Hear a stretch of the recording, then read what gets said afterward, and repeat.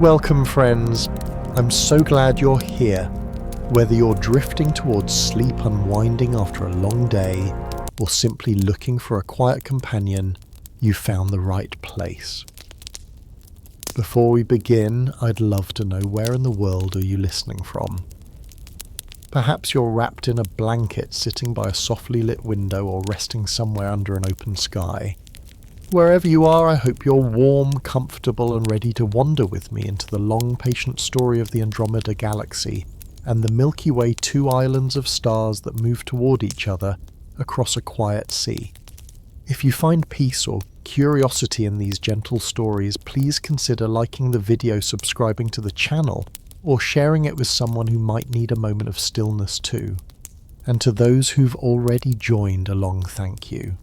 He lets the room dim until distance feels close. In the northern sky, Andromeda appears as a pale spindle of light, broad to the camera and delicate to the eye, a smear that records both what is near and what is very far. The accepted fact rests in the centre without asking for ceremony. Andromeda approaches the Milky Way under gravity, within the bound eddy called the local group, and the path stretched over billions of years carries both disks toward a future embrace. Expansion of the universe slides past on larger scales, but here in this small archipelago, attraction is stronger than drift. Space behaves like weather that changes with map scale, storm on the continent, stillness in the cove. He keeps the craft visible so that the idea of approach becomes a process rather than an omen. Two massive halos, mostly of dark matter, slope outward far beyond the bright disks. Their edges, if edges exist at all, already touch.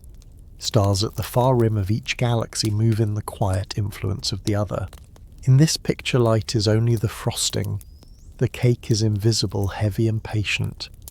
The lesser-known detail sits softly at the edge of sight in a truly dark night. The Andromeda Galaxy spans several times the moon's width to naked vision, though it appears fainter than memory. Expects a low-contrast cloud that rewards averted gaze more than a direct stare. That simple human trick, letting light fall on the retina's more sensitive outer cells, turns a smear into a shape and makes the nearness of another galaxy feel oddly domestic. He lets the timescale widen until years become sand. The anticipated first close passage lies a few billion years away, long after continents on Earth move into unfamiliar arrangements, and long before oceans forget their current shores. On such spans, the solar system remains a local detail and the galaxies are the actors. Yet the quiet mystery keeps its measured chair, how precise the choreography is, how direct the first pass, how off-center the glide, how many loops before settling into one. Even with careful measures of motion, small uncertainties remain about sideward drift, about how extended halos share friction, about how Triangulum's lighter spiral participates. The sky tolerates uncertainty more easily than stories do. Here, uncertainty is not alarm, but room for patient work. Dry observations place themselves like flat stones that do not insist on being stepped on. They call Andromeda neighbour, yet in kilometres it remains unreachable by any craft imagined. Neighbour in astronomy is a word of ratios, not visits. They call the disks colliding, and they will yet individual stars almost never touch. The drama lives in orbits being redrawn and in gas learning new weather. They call the future merger, which it is, and still the present ski remains ordinary. A faint spindle above autumn trees, a diagram more than a headline. He keeps the imagery elemental so that the scale does not slip away. The Milky Way is a river of stars seen from within. Andromeda is a bend of another river seen from the bank. The two bends drift together across a floodplain of dark matter. The halos are basins that overlap before the streams do. Where basins meet, the water level feels it. One gentle analogy is allowed to breathe once and then rest. The two galaxies are like distant cloud banks moving on slow winds. They seem motionless from one evening to the next, and yet their weather systems recognise each other long before raindrops share a path. He returns to the present sky because the future often hides there. In backyard charts, Andromeda carries the names M31 and NGC, 224 labels that tie a fog of light to catalogues older than many modern things. A pair of satellite smudges, M32 and M110, hover nearby like loose punctuation. Photographs reveal dust lanes swirling across the broad disk, dark braids that mark where gas gathers, cools, and forms stars. Spectra show a blue shift in Andromeda's light, an optical sign that wavelengths shrink as the galaxy moves toward the observer. The Milky Way answers not with a colour but with gravity, a steady pull set by a halo. Most of its stars will never see. The poetic detail settles alongside these measures, globular clusters in Andromeda. Swarms of ancient stars, round and dense, hang around the disk like lanterns in a cold garden. Some are so old that their light began before many of the elements in our own bones existed in this region of space. He lets the idea of approach become calm because calm is the most precise way to say what gravity does over long spans. As halos interpenetrate tides appear gentle slopes in the shared potential that nudge orbits far from their original circles. Gas responds most visibly. Clouds that once spun undisturbed meet neighbours and slow. Shocks compress them into star-forming ridges. The ridges light with clusters whose blue fade will be measured in hundreds of millions of years. The quiet is not absence. It is a pace. Galaxies do their loudest work at speeds so modest that language prefers seasons to seconds. 3 soft ironies place themselves where no one trips. Only took the largest structures most people will ever imagine to create a future sky that looks from one night to the next unchanged. Only required gravity, the weakest force in a room full of magnets and lightning, to script the longest, most certain story anyone can name. Only needed dark matter unseen and inferred to be the most decisive character in a narrative that refuses characters. He returns to the solar system not to center it, but to scale it. The sun turns, planets keep their small weather, comet reservoirs wait beyond the known. All of this is a drop carried inside a larger tide. The coming encounter writes nothing immediate on rocks or oceans. Instead, it writes slowly on the night itself. In a few billion years, Andromeda's disk will swell across the sky. Star clouds will brighten faintly. Streams and arches will draw new constellations that no human language names. Even so, the fact remains plain: the probability that any single star meets another directly is practically zero. Distances win. The changes that matter most are those of background and frame. He keeps one more detail where it can be seen without effort. The Milky Way is likely a barred spiral, a structure where an elongated bar of stars crosses the centre and helps feed spiral arms. Andromeda too wears complexities under its smooth portrait ring's warps, and a crowd of satellite dwarfs thinly spread like crumbs across a wide table. These structural nuances are not ornament. They are the handles by which gravity turns the disks during passage. The channels already carved become the paths along which light and gas will choose to travel. He lets uncertainty settle again this time, as a friendly guest. Simulations show outcomes that rhyme: first pass long tails, bridges a loop, another pass a slow blending into one larger rounder form. Yet the exact grace notes the height of a plume, the twist of a stream, the angle of a final spin, depend on distances and drifts measured with extremely quiet arithmetic. The listening continues, instruments refine, the future keeps its outline and withholds its embroidery. 3 more soft ironies finish their walk. only took waiting to understand motion a century of photographs layered, finds a fraction of an arcsecond and calls it speed. Only required measuring things that do not shine mass in halos to explain everything the bright parts are about to do. Only needed the biggest timescale to reveal the most tranquil mood.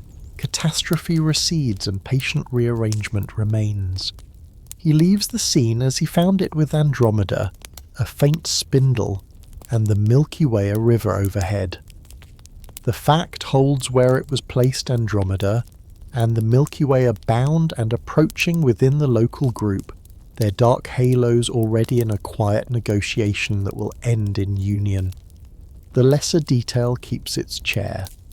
Andromeda's light spans a wide patch of sky and brightens under an averted gaze. Its old clusters hang like cold beads around the disk. The mystery retains its segments, the precise choreography of passes, and loops the role of triangulum as a partner or bystander, the fine print of tides. The ironies rest. A slow future writes itself without hurrying. Darkness carries most of the weight, and the most consequential event in the neighbourhood arrives with the manners of a tide at slackwater presence, certain and content to take the time it needs. He lets motion become something the eye can weigh, because in the long correspondence between the Milky Way and Andromeda, certainty grows from measurements that barely move. The accepted fact rests quietly in the middle by anchoring Andromeda's centre to background quasars and following it for years. Observers use Hubble and then Gaia to fix both the radial and sideways motions the approach along our line of sight measured as a blue shift of roughly 100 kilometers per second, and the tangential drift so small it hides inside fractions of a millisecond per year, enough to show that gravity holds them bound within the local group. He keeps the craft visible so that velocity is not a rumour but a method. First comes reference quasars, so distant they appear fixed, their position steady enough to be pegs in the sky. Against these pegs, Andromeda's nucleus is a point that shifts a hair's breadth over many winters. Cameras are calibrated, geometric distortions in optics are mapped, pixels are taught to sit still by design. Over seasons, new frames are subtracted from old, residuals are sifted for motion. Noise is accounted for with patience rather than wish. The sideways speed is not read in a single number, but in a slope traced through quiet scatter. A lesser-known detail finds a place beside this ledger. Andromeda's own stars and clusters restless within the galaxy jitter the measurements if chosen carelessly. The trick is to treat the whole inner light as one rigid beacon to centre on the bulge where random motions average, and to let the rest blur into a stable signal. In that act, the galaxy becomes an instrument, not just a subject. He lets units shrink until they can carry a universe. A millionth second per year is a fingernail's thickness seen from the moon. The tangential component here is smaller still. Multiply that thin angle by Andromeda's distance, about 2.5 million light years, and it turns into a sideways velocity so modest that the head-on approach dominates. The quiet mystery keeps its chair exactly how small the transverse speed is. Early measures allowed a range, newer measures narrow it. The overall picture holds, yet the choreography of the first pass, centered or slightly askew, still depends on that sideways whisper. Tiny differences decide whether long tidal tails aim one way or another, and whether the Triangulum Galaxy arrives as a follower, a partner, or a bystander. Dry observations lay down like flat stones and do not wobble. They call this proper motion, although nothing here feels proper at human scale. The term belongs to tradition, not to speed. They call 100 kilometers per second fast, and in a room it would be astonishing, yet across the local group this is steady weather.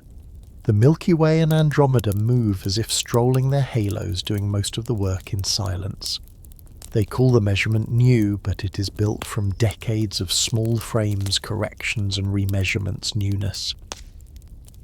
A patient archive finally speaking. He keeps the imagery elemental so numbers can live in air and stone. The background quasars are fence posts on a prairie that does not end. Andromeda is a far wagon inching along the fence line.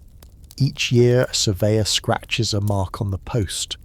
After many winters the marks line up into a slope and the wagon owns a direction. One gentle analogy visits once and sits down. A child watches a distant cloud above a lighthouse and uses the lighthouse to see the cloud drift. The lighthouse is the quasar, the cloud is the galaxy. The drift is the tiniest part of what matters, and yet it decides the shape of the coming weather. He returns to gravity because the conclusion is as soft and firm as a tide within the local group. Cosmic expansion is a background that cannot peel-bound things apart. The Milky Way and Andromeda sit in a shared basin of dark matter. The basin's walls are tall enough that the galaxies roll inward, regardless of what space does beyond the shores. Triangulum skims the bowl's inner slope. Dwarf companions dot the rim like loose pebbles. The dark matter halo is the part of the landscape that carries most of the weight while never being seen. A lesser precise detail keeps itself modest. Even the local group drifts through the larger cosmic web toward denser filaments and away from voids. But that drift is a translation of the whole basin. Inside the basin, the relative motion between the two spirals is what settles their fate. He lets three soft ironies find their level. Only took motions too small to see to settle the largest nearby future anyone describes with confidence. Only required fixing the galaxy that looks the brightest to the things that look the faintest quasars at the edge of the visible universe to measure how it moves. Only needed the invisible dark matter to make visible measurements meaningful. Without the basin of velocity is only a note, not a sentence. He keeps attention on the uncertainties because their size is a comfort rather than a worry. Whether the first pass is nearly head-on or slightly off-centre, the broad shape of the future rhymed fly by, long tails a loop, another pass then a settling into one larger remnant. Whether triangulum threads the middle or arcs outside its tides write second-order grammar on the same page. Whether the transverse speed trims a few tens of kilometers per second up or down dynamical friction in extended halos, still saps orbital energy, turning approach into merger across a few billion years. The sky here does not sharpen into a prediction with commas. It smooths into a paragraph that keeps its sense, even if one adjective changes. He holds one more observational detail to the light and sets it back. Gaia, measuring stars in the Milky Way with exquisite precision, also pins the frame of the sky itself by tying to quasars. That frame, the celestial scaffold, is the stage on which Andromeda's whisper of drift can be heard. Hubble, with stable optics and a memory for positions, provides the long baseline. Together they make a ruler that can be trusted. Trust in this context is not a feeling, but a budget of systematic errors counted, of distortions mapped, of detectors breathing understood. He lets the present night step back into view so that patience feels earned. The Andromeda seen in binoculars is mute on the subject of motion. Its stance is an honest one. Yet each photon arrives slightly bluer than it would if the galaxy was standing still. Spectra collect that tiny shrinkage in wavelength, add it to the book and call it approach. The sideways part is not carried by colour but by position. The two together become a vector in a shared frame. The result is slow certainty. The Milky Way and Andromeda are not merely aligned by chance, but committed by gravity. Dry observations resume their walk. They call this situation a collision, and keep the word for continuity, knowing that what will truly collide are the orbits of stars with the changing gravitational field and the gas clouds with one another. The stars mostly pass. The gas mostly learns new weather. The dark matter mostly registers energy through friction-like exchanges with everything else. They call the timeline long, and it is but long timelines are the calmest to name. They resist drama all by themselves. They call the outcome Milkomeda when a single larger galaxy settles from the mixing. The name is a joke too soft to disturb the sky. He returns to the local group one more time because the basin's shape decides the tone. Dwarfs orbit as tracers of the shared potential. Tidal streams, long faint rivers of stars, stripped from small companions, thread both halos, already proof that tides are not a future event but a present habit. The Andromeda system alone wears multiple streams like pale scarves. The Milky Way's own halo carries the Sagittarius stream and others. In such a neighbourhood, a merger is not an interruption, but the next scale of the same weather. And yet a quiet mystery remains on the far side of certainty, how the inner bars and spiral patterns of each disk will tilt and twist on the first passage. Small differences in spin orientation and timing decide where gas piles up, how star formation flares and which arcs draw themselves bright for a brief era. Those grace notes are not known yet, the symphony is. He places 3 last ironies where feet will not catch. Only took a universe that expands for galaxies to find that the part that decides their future is the part that does not expand at all the basin they share. Only required a handful of observatories to watch a single number change by less than 1,000th each year to write a conclusion read across billions of years. Only needed accepting how little moves from one autumn to the next to understand how much moves from one geologic era to the next. He leaves the section as he began it with small motions doing large work. Fact Hubble and Gaia anchored to quasars measure Andromeda's approach and its tiny sideways drift, confirming that the Milky Way and Andromeda are gravitationally bound inside the local group and will share a future. Detail to make that statement, observers treat a whole bulge as one beacon, subtract frames years apart and translate fingersnail-bead angles at lunar distances into speeds across intergalactic space. Mystery the exact transverse component and the fine choreography it sets head-on or slightly off. Triangulum as partner or witness. Bars and spirals tilting this way or that on first pass. Ironies, the smallest angles settle the largest story. The brightest nearby galaxy is measured against the faintest distant beacons. The invisible basin makes visible certainty. The sky above holds its level pitch. Andromeda is still a pale spindle. The Milky Way is still a river. The measure is already made, and the rest will proceed at the pace gravity prefers, quietly, thoroughly, and without hurry. He lets the local group settle into view like a bay where the wind forgets itself, because between the Milky Way and Andromeda, there is a basin of gravity that behaves like still water, while the larger ocean of space flows past. The accepted fact sits in the centre without asking for ceremony, the Milky Way. Andromeda and scores of dwarf companions share a bound region in which cosmic expansion is locally overcome. Its rough edge, the zero-velocity surface, marks where the outward Hubble flow slows to a halt against the group's mass and then turns back a shoreline drawn not by sand but by the reach of dark matter. He keeps the craft visible so that bound becomes a method rather than a mood. Astronomers weigh the bay with several quiet tools. The timing argument treats the Milky Way and Andromeda as 2 massive points that drift apart with the early expansion and then grow back together under mutual gravity.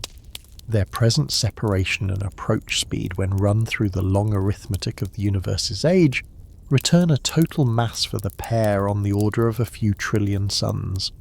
Satellite kinematics add detail the velocities of dwarfs like Leo near the Milky Way's edge, or satellites sheathing Andromeda tether the halo's depths. Farther out, the turnaround radius where small galaxies stall against the group and no longer join the outward flow confirms that this bay holds, and that the local group is not a dot but a quiet eddy, roughly a megaparsec wide. A lesser-known detail sets itself beside these calm measures, like a small buoy in a large harbour between the Milky Way and Andromeda. Faint galaxies and long stellar streams trace submerged ridges in the gravitational landscape. Andromeda's giant stellar stream. An arc of disrupted stars loops through its halo like a pale current. Around the Milky Way, the Sagittarius and other streams braid the sky. These filaments are not ornaments, they are tide lines that show where the basin already drafts material proof that the still water is never perfectly still. He lets the halos take their proper size, because the bright disks are only the weather on top. Each galaxy carries a circumgalactic medium hot thin gas, extending far past visible stars laced with heavy elements blown out by the ancient star formation. X-ray absorption and faint ultraviolet lines outline this atmosphere. Dispersion in the light of distant sources whispers its thickness. The invisible halo of dark matter, larger still, is the true shoreline.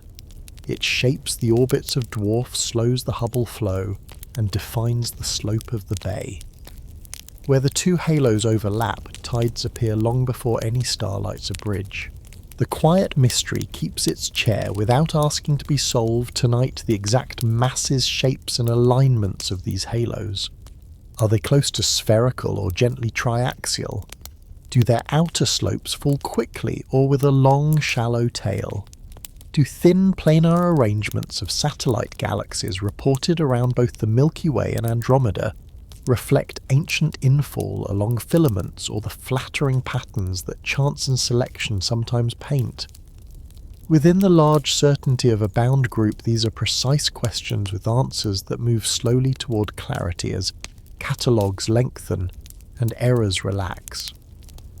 Dry observations place themselves like flat stones across a shallow channel. They call the local group small, and on maps of the cosmic web, it is yet its mass is enough to stall expansion over 1,000,000 light-years. They call the region empty, but emptiness here is crowded with nearly invisible things. Hot gas, dark matter, and faint dwarfs whose stars would not fill a handful of towns. They call the boundaries sharp, yet the zero-velocity surface is a gradient, not a wall. Galaxies on its edge feel both invitations at once. He keeps the imagery elemental so stillness can be felt as a shape thing. The Milky Way and Andromeda are two deep bowls pressed into a rubber sheet. Marbles rolled across the sheet gather in the low places. Roll one near the rim, and it pauses, then turns back, then spirals inward in slow ellipses that never touch. The Triangulum galaxy, lighter and quick, skims the slope between the bowls. Its future is a question of whether the overlap of basins catches it or lets it pass a leaf that may enter the eddy or ride the current along the edge. One gentle analogy breathes once and rests the local group is a backwater behind a bend in a river. Upstream the current is strong, but in the lee of the bend the water turns and pools. Floating seeds circle and collect. The bend's shape decides which seeds stay and which rejoin the flow. He returns to the quiet instruments because they teach the patience of this place.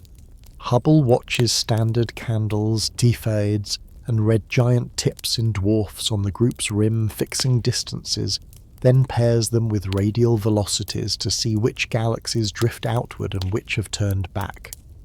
Gaia knits proper motions for nearby dwarfs into a net that catches tangential speeds too small for any older mission to hold.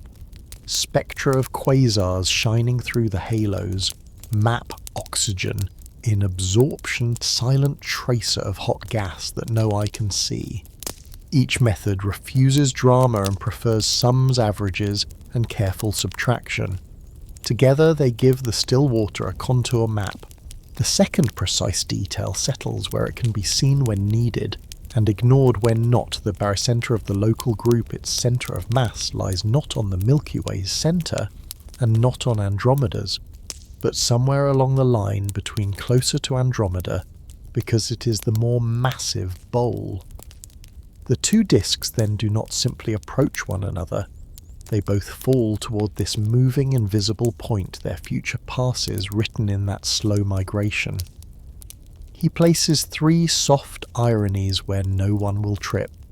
Only took the quietest part of the universe almost nothing but gravity to impose the firmest boundary on the part that expands. Only required darkness mass we cannot see to draw the clearest shoreline. Only needed watching what barely moves to discover where motion ends. He keeps the dwarfs in sight because the small bodies are the most articulate messengers in a low-contrast landscape. Some satellites stream into longer filaments as tides ease them apart. Others, like little spheroidals with old stars and little gas circlers, pale beads that have not made a new star in a very long time. Ultra-diffuse galaxies float at the edges like thin ash with sizes of spirals and masses of dwarfs held loosely by halos and history. In a few globular clusters are too numerous for their light, suggesting dark halos heavier than their glow. Each object is a sounding line lowered into the bay. Its motion draws a depth. He lets the future of the still water arrive without hurry, because the bay itself is the arena of the coming union. As Andromeda and the Milky Way continue to sink toward the Barry center, dynamical friction does quiet cumulative work, gravitational wakes in dark matter, and stars transfer orbital energy into random motions. Orbits decay not by loss of courage, but by the steady sharing of momentum into the sea of particles that fill the halos. Long before disks meet the bay has already decided the mood, and that mood is drift, not strike. The quiet mystery returns for a breath where the triangulum becomes a satellite captured into loops that precede the main merger, or remains an outer partner whose tides write delicate ripples on the outer field. Its speed distance and the subtle tilt of its path matter, and each new measurement pushes the answer slightly one way, and then later a little back. Dry observations resume their even pace. They call the local group an island because acceleration elsewhere will one day strand it beyond contact with the broader web. The word island is apt and strange at once. Apt for future isolation strange because inside the island, the sea level never stands entirely flat. They call the group a laboratory, but it is more like whether one can sit within. Hypotheses are made, but the air is not controlled. Patience is the only instrument that never fails. They call the expansion a force, yet what matters here is the absence of force gravity, and initial conditions suffice. He returns one more time to the zero-velocity surface because the shoreline of still water is the cleanest idea in the room. Beyond that radius, space resumes its broad drift. Within the bay keeps what wanders in. Over many billions of years, that boundary will matter more than any list of object names, because it decides what materials feed the future remnant gas dwarfs and streams, and what remains outside as distant weather. The shoreline may creep as mass distributions adjust.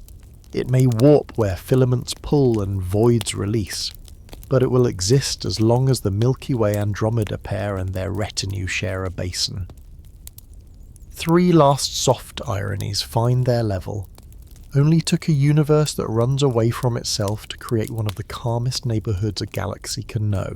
Only required the thinnest air-hot near vacuum gas spread over volumes beyond imagination to carry most of the baryons that matter to how the group breathes. Only needed accepting that the biggest structures in the picture are invisible to let the visible parts make sense without strain. He leaves the section where the bay lies level. Fact: the local group forms a bound region in which the Hubble flow pauses at a zero-velocity surface set by the combined mass of the Milky Way Andromeda and their halos. Within it, dwarf streams, hot gas and dark matter write a shared steady weather. Detail the barycenter sits between the 2 spirals nearer Andromeda. Stellar streams and faint satellites act as traces of depth. The circumgalactic media wrap each disk in atmospheres that extend deep into the bay. Mystery, the precise mass and shape of the halos, the reality and origin of proposed satellite planes and triangulums roll at the edge of the basin. Irony's emptiness weighs the most. Expansion reveals itself best where it stops. Darkness draws the clearest map. The water is not truly still, it is exactly as still as gravity requires, and in that measured quiet, the future of two galaxies has already chosen its tide. He lets the dark arrive first, because in this meeting the invisible touches before starlight even notices. The accepted fact rests in the middle without asking for emphasis. The extended dark matter halos of the Milky Way and Andromeda already overlap in their outskirts, and within those shared depths, the first tides raise themselves not as bright arcs, but as slow changes in orbits in hot thin gas, and in the faint scaffolding where galaxies keep most of their mass. He keeps the craft visible so that overlap becomes a process rather than a metaphor. Each galaxy carries beyond its bright disk a circumgalactic medium, an atmosphere of ionized gas, with temperatures of 1,000,000 degrees or more, threaded by magnetic fields and marked by heavy elements from long-ago supernovae. Beyond even that lies the halo of dark matter, the largest, quietest object either system owns. Where these volumes interpenetrate particles do not collide the way clouds do. Instead, potentials add and orbits feel a slope subtly steeper toward the line joining the two centers. Stars at vast radii precess a little faster. Dwarf companions find their paths bent. Streams lengthen under a tide they cannot see. The lesser-known detail takes a modest chair near the edge of this scene at the splashback radius where infalling matter reaches first pericenter, and turns back. The density drops sharply, sketching a kind of boundary for halos more physical than any arbitrary cut. In simulation, splashback edges wrinkle as neighbouring halos tug. In this pair that wrinkling has begun. The quiet mystery keeps its measured place, the halo's true shapes and alignments. Are they close to round or gently triaxial? Does one's long axis already lean toward the other? Do lopsided patches from ancient accretion streams add torque where a smooth model would not? Small differences here decide which dwarf galaxies are nudged inward first, which stellar streams stretch toward Andromeda's side of the sky, and where the first subtle bridges of warm gas will thicken. Dry observations lay themselves down like flat stones that do not wobble. They call halos invisible, yet absorption lines of oxygen and other ions seen against background quasars mark their breadth as surely as a shoreline marks a bay. They call space empty, but densities 1,000 times thinner than air still matter when spread over volumes that could hold 1,000,000 Milky Ways. They call contact collision, while what happens most is addition to gravitational basins overlapping and summing two atmospheres interleaving and learning a shared pressure. He keeps the imagery elemental so the dark can be pictured without weight. Think of two shallow valleys pushing into each other under a thin mist. Long before anyone walking notices the slope, the mist thickens slightly where the valleys meet. Seeds carried in, it drift differently. Paths that once curved alone now curve together. One gentle analogy breathes once and rests. The halos are weather fronts that meet high and cold, no rain yet, only a pressure change that tells you rain will one day come. He returns to the gas because it is the first luminous thing to answer quietly. In the overlapping circumgalactic media pressure gradients change by small factors that matter. Warm filaments find themselves compressed. Conduction and mixing layers form where cooler clumps from dwarf outflows wander into hotter air. Magnetic draping around those clumps tightens. Ram pressure, once set only by motion through a single halo, now includes the shared wind of two. The bright disks are far inside, but the outer reservoirs that will feed or starve future star formation already feel the handshake. Some dwarfs are moving on plunging orbits may lose gas a little earlier than they would have alone. Others sheltered in filaments may keep theirs longer. The ledger does not call this drama. It calls it boundary conditions changing. A second precise detail sets itself gently near the page margin tidal radii, the outer limits where a satellite's own gravity can hold its stars and gas shrink when the background potential grows. A dwarf at the outskirts of the Milky Way now faces a slightly tighter limit because Andromeda's mass adds to the pull.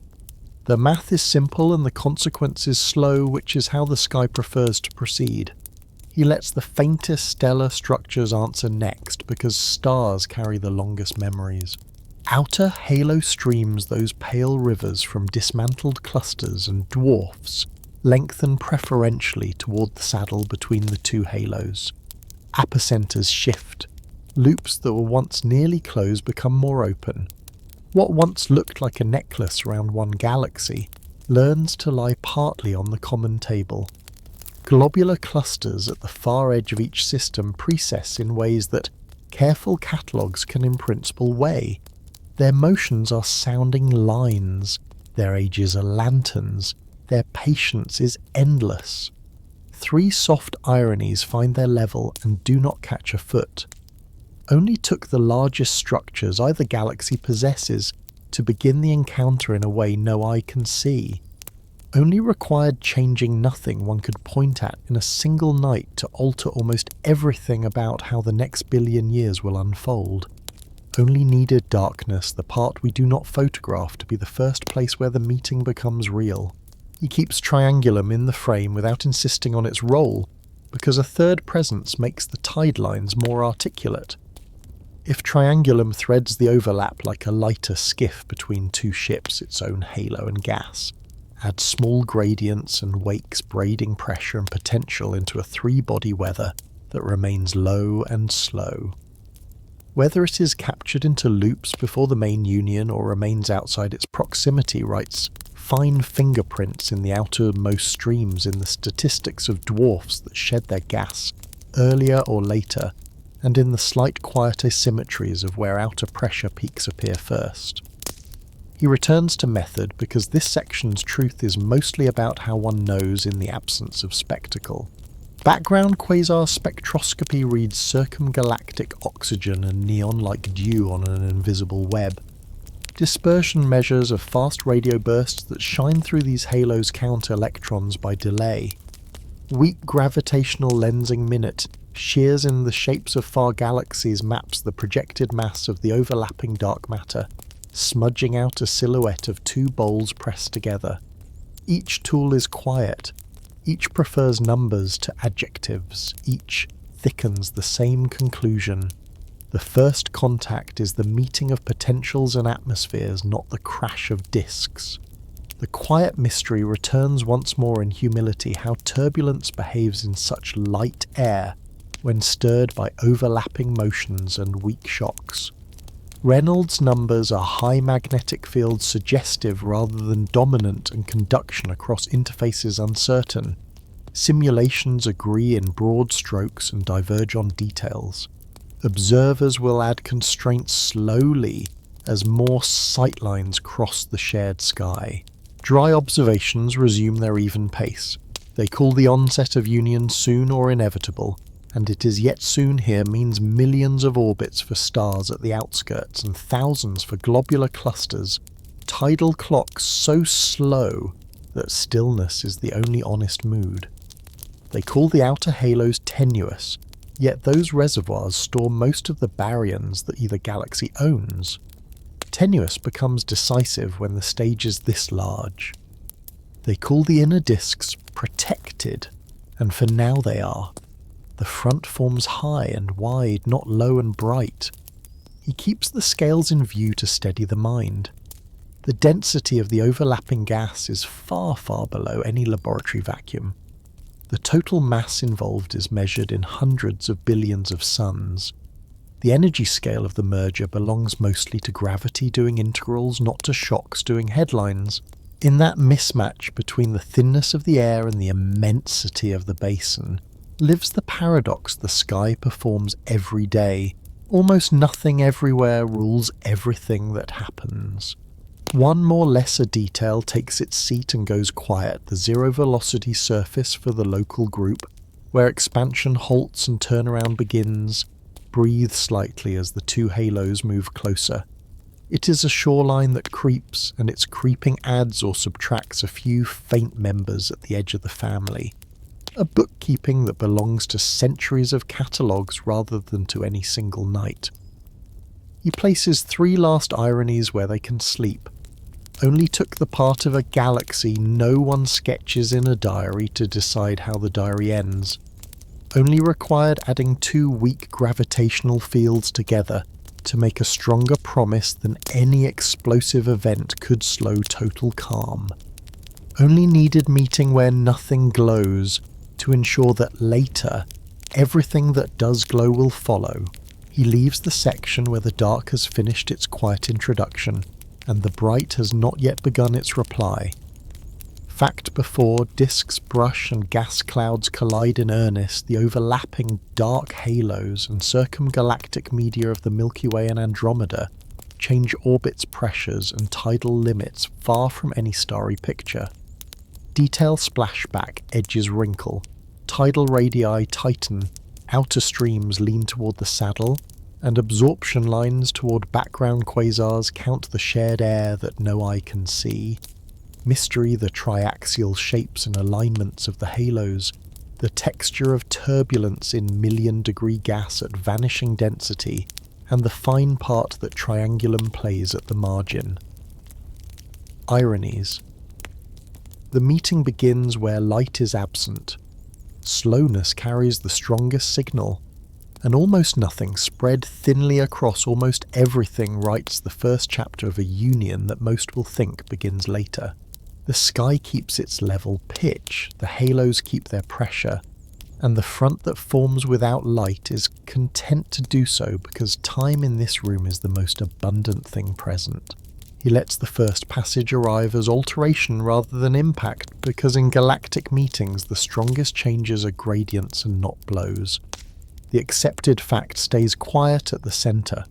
When Andromeda and the Milky Way make their first close pass in a few billion years, their mutual tides draw out long arms and faint bridges, stellar and gaseous streamers that arc for hundreds of thousands of light years, while the disks themselves survive the encounter, as distorted, thickened and stirring with new orbits. He keeps the craft visible so that a tail becomes an equation with a shape. Tides raise themselves when the gravitational pull across a disk differs from centre to edge.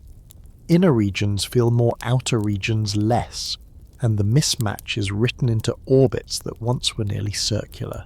At closest approach, outer stars are torqued forward or pulled behind, and the disk spills material from its rim into 2 directions at once, a leading bridge that points toward the partner and a trailing tail that curls away. Gas collisional and compressible gathers along shock lines threaded through the arms. Stars nearly collisionless paint the same arcs with a softer brush. The lesser-known detail sits gently at the page edge. The longest, thinnest arcs in many mergers. Faint ribbons that persist for 1 billion years form from material launched near corrotation, where a bar or spiral's pattern speed matches orbital speed. In that narrow band, small torques act coherently and fling out cleaner filaments, the kind that later wrap the remnant like hairline shells. He lets the timing of the pass lengthen until it becomes weather.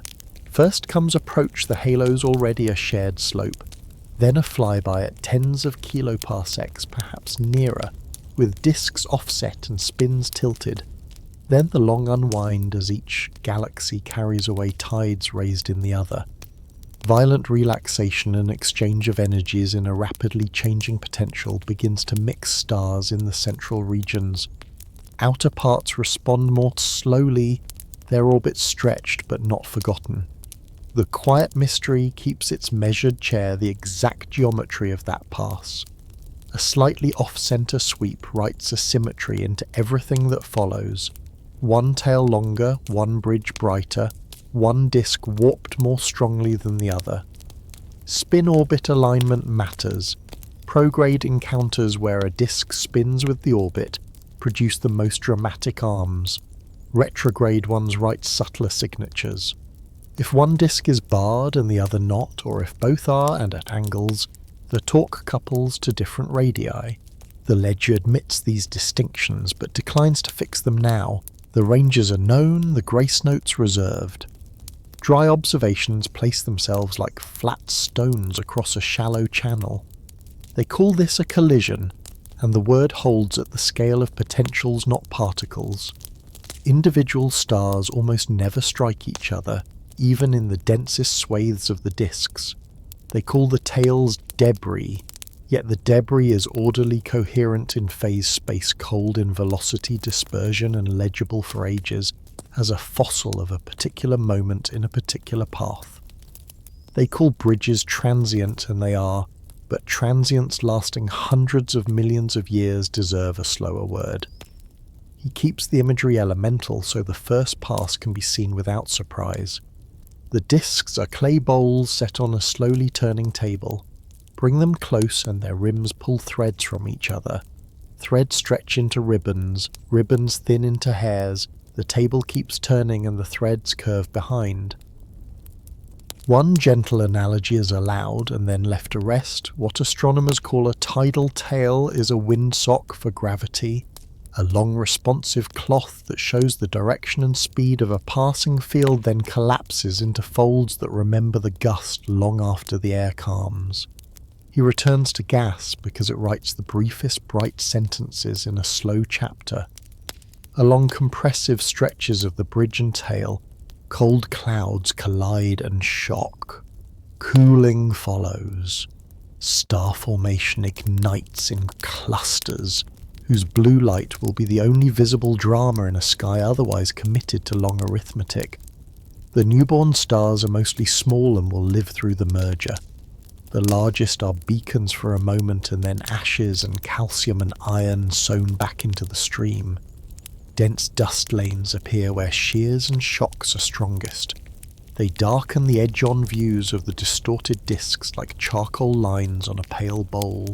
A second precise detail places itself quietly in the margin-extended ultraviolet XUV disks. Seen in some nearby galaxies reveal star formation in outermost gas triggered by weak sweeping tides, an echo of what the first pass will do at the edges here. Such UV rings are not fireworks, but chalk marks showing where pressure rose just enough. He lets star orbits speak because in the end the tales are kinematics written out loud. A star lifted from the rim into a tail shares the orbital energy and angular momentum it had at launch. As it leaves, its path remains nearly Keplerian in the shared field stretched into a rosette that when seen from far away looks like a smooth arc. Later, when the disks return for another pass, some of those rosettes phase wrap apocenters align and draw a shell or ripple on the future remnant, a faint scalloping that remembers this first swing. In the inner parts, where the potential changes fastest, violent relaxation widens the distribution of energies and erases memory more quickly. In the outskirts, memory lingers. Three soft ironies find their level and do not catch a step. Only took the most photographed crashes in astronomy to be events where almost nothing solid hits anything else. Only required disruption to produce the most elegant order tales so kinematically cold that they keep time better than many clocks in the central tangle.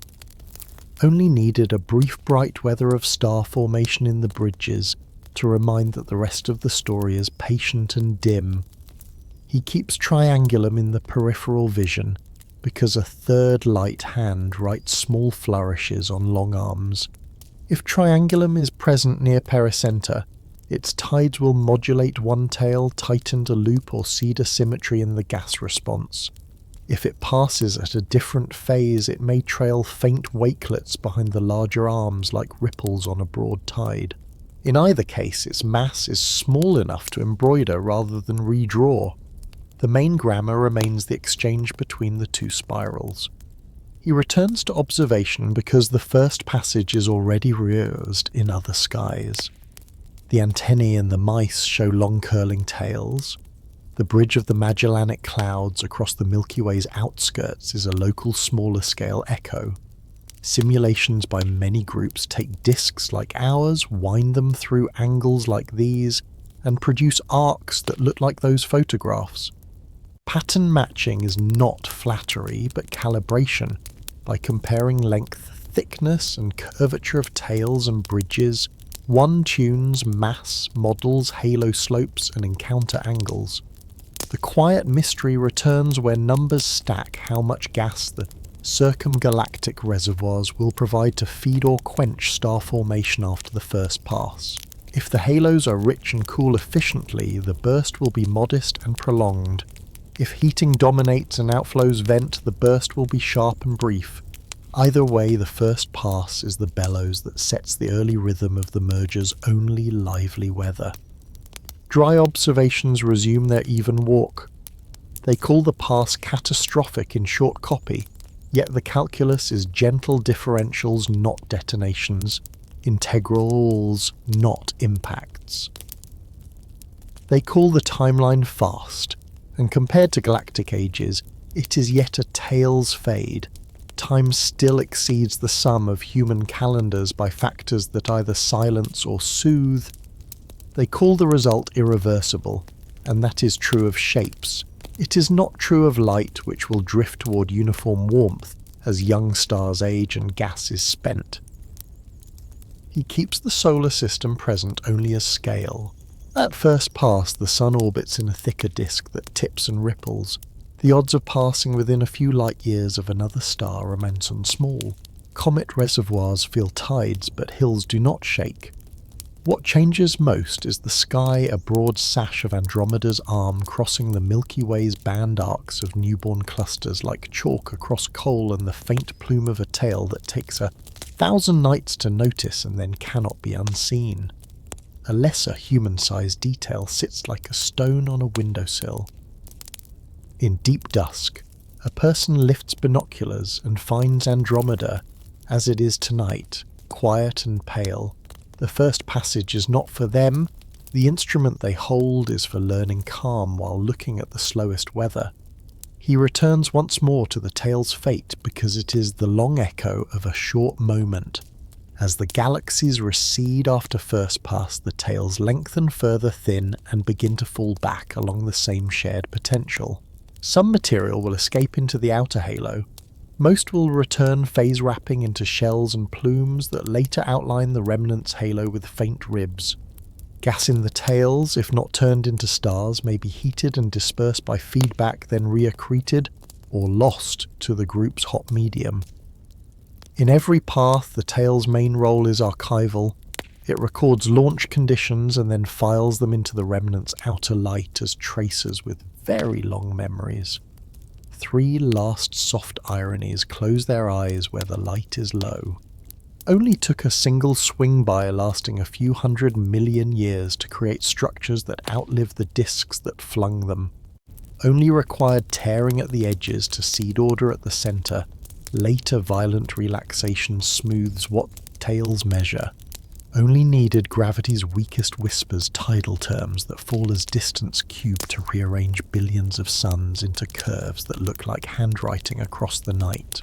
He leaves the section where the first passage has done exactly what it must. It has lifted arms, drawn bridges, and set orbits on new pages without touching a single star. Factor close, slightly off-center flyby between Andromeda and the Milky Way raises long tidal tails and bridges, while their disks survive distorted and thickened.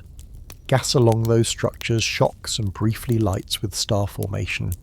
Detail the longest, coldest tails are launched near corrotation, later phase wrapping into shells. Ultraviolet rings at outer radii can mark weak sweeping tides. Bridges and tails serve as kinematic fossils for billions of years. Mystery the exact geometry of the pass, prograde or retrograde head-on, or skewed barred or not, and the circumgalactic gas response that decides the burst scale. Ironies, collisions without collisions, disruption as the cleanest archivist, whispers that draw lines stronger than any shout. The galaxies now separate on a long loop, their arms stretched behind them. the bay of the local group holding both in a patient curve that will bring them back together, as gravity with its usual manners keeps the appointment it makes tonight. He lets the gas speak because it is the part of galaxies that changes its mind fastest, and in a first encounter, the brightest sentences are written in breath rather than in stone. The accepted fact rests gently in the middle, when spiral disks pass close cold clouds in their arms, meet with relative speeds of tens to hundreds of kilometers per second. Shocks thicken, turbulence rises, pressures climb, and star formation ignites along lanes and knots where gas is compressed brief bursts that add blue clusters and infrared glow to a sky otherwise committed to long arithmetic. He keeps the craft visible so that fire becomes physics. Gas is collisional, stars are not. Where orbits cross stars pass through one another. Gas collides, loses energy, and gathers. In the tidal field of the past, streaming motions along the arms and bars steer clouds toward crowding points, dust lanes, along leading edges, ring-like caustics near resonances, and bridges where the two disks' tidal pull balances. At these convergences, ram pressure and shocks raise densities. Cooling follows. Molecular hydrogen forms more readily on dust grains, and the familiar law that links gas surface density to star formation measured across many galactic disks leans toward its steeper starbursting version. Tumors cue the stability measure for a thin rotating sheet dips where tidal compression and shear cooperate. Instability grows. Clumps collapse. The lesser-known detail sits quietly at the edge of this weather. Warm molecular hydrogen glows in specific lines, rotational transitions in the mid-infrared that brighten before the cold CO lines do tracing shocks and turbulent dissipation in gas that is not yet a molecular cloud but is on its way. In interacting disks, those H2 lines outline shock fronts like a ghost of future star formation, an advance notice written in wavelengths dust prefers. He lets the phases and temperatures stack until a picture holds. Diffuse ionized gas fills large volumes at 10,000 degrees. Neutral atomic hydrogen forms broader sheets and filaments. Cold molecular clouds tens of degrees above absolute zero collect like dark islands in these seas. Shocks heat, then the gas cools along different paths depending on density. Turbulence cascades from big to small scales. Magnetic fields thread the whole and are dragged and amplified by shear. Cosmic rays add a pressure term as quiet as it is persistent. In this stewed dense clumps appear the nurseries. Ultraviolet from newborn stars ionizes skins around them. Stellar winds carve bubbles that intersect and become superbubbles. Radiation pressure nudges dust and gas outward. Later, supernovae lace hot cavities through the medium connecting into chimneys. Some material escapes as a wide, warm outflow. Some falls back as a fountain. The quiet mystery keeps its seat without insisting how efficiently these feedbacks regulate the burst. In some mergers, star formation smoulders at moderate levels for 1 billion years. In others, it surges in a sharp, short blaze and then wanes as gas is heated, stirred, and expelled or drained to the center. The answer is sensitive to gas fraction, disk orientation, and halo cooling, to whether bars are present to feed central rings, to how easily the circumgalactic reservoir replenishes the disk between passes. Even with careful scaling laws, the exact balance between fueling and quenching is a local story told by global tides. Dry observations lay their flat stones and do not wobble. They call these episodes starbursts, yet the rate perhaps tens of solar masses per year, when peaking is still a slow rain on cosmic scales. Most gas remains gas. They call the light blue, and some of it is, but much of the power is hidden. Dust absorbs ultraviolet and re-radiates in the far infrared, where the sky is warm and quiet. The brightest bursts are sometimes best seen where eyes cannot. They call the shocks violent, and by laboratory standards they are. By the standards of halos and halos' lifetimes, they are punctuation marks, commas, in a sentence gravity has already written. He keeps the imagery elemental, so the fire can be pictured as weather. The dust lanes along a bar are riverbanks. Gas flows in, hits a bend and piles up. Eddies form, spark-laden fog hangs over the water. Thunder is only the sound of pressure rearranging itself.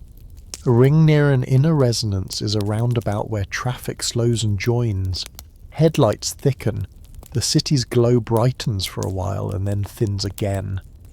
One gentle analogy is allowed once and leaves quietly. A starburst is a controlled burn on a forest floor, set by terrain and weather bounded by moisture and wind and followed by regrowth in patterns that remember the fire. He returns to the clock because gas keeps several at once. The freefall time in dense clumps millions of years sets how quickly a cloud collapses once permitted. The crossing time for turbulence in giant complexes tens of millions sets how long a complex lives before feedback or shear unbinds it. The orbital time where the ring forms hundreds of millions sets when new gas arrives again. The merger clock billions sets how many such episodes fit between first pass and final union. Layered clocks make the burst feel brief from one vantage and generous from another. The sky is a braid of these measures, not a single strand. A second precise detail places itself at the margin, with modest weight metallicity gradients flattened during interactions. Gas drawn inward from the outskirts dilutes metal-rich centres. Outflows stir and redistribute.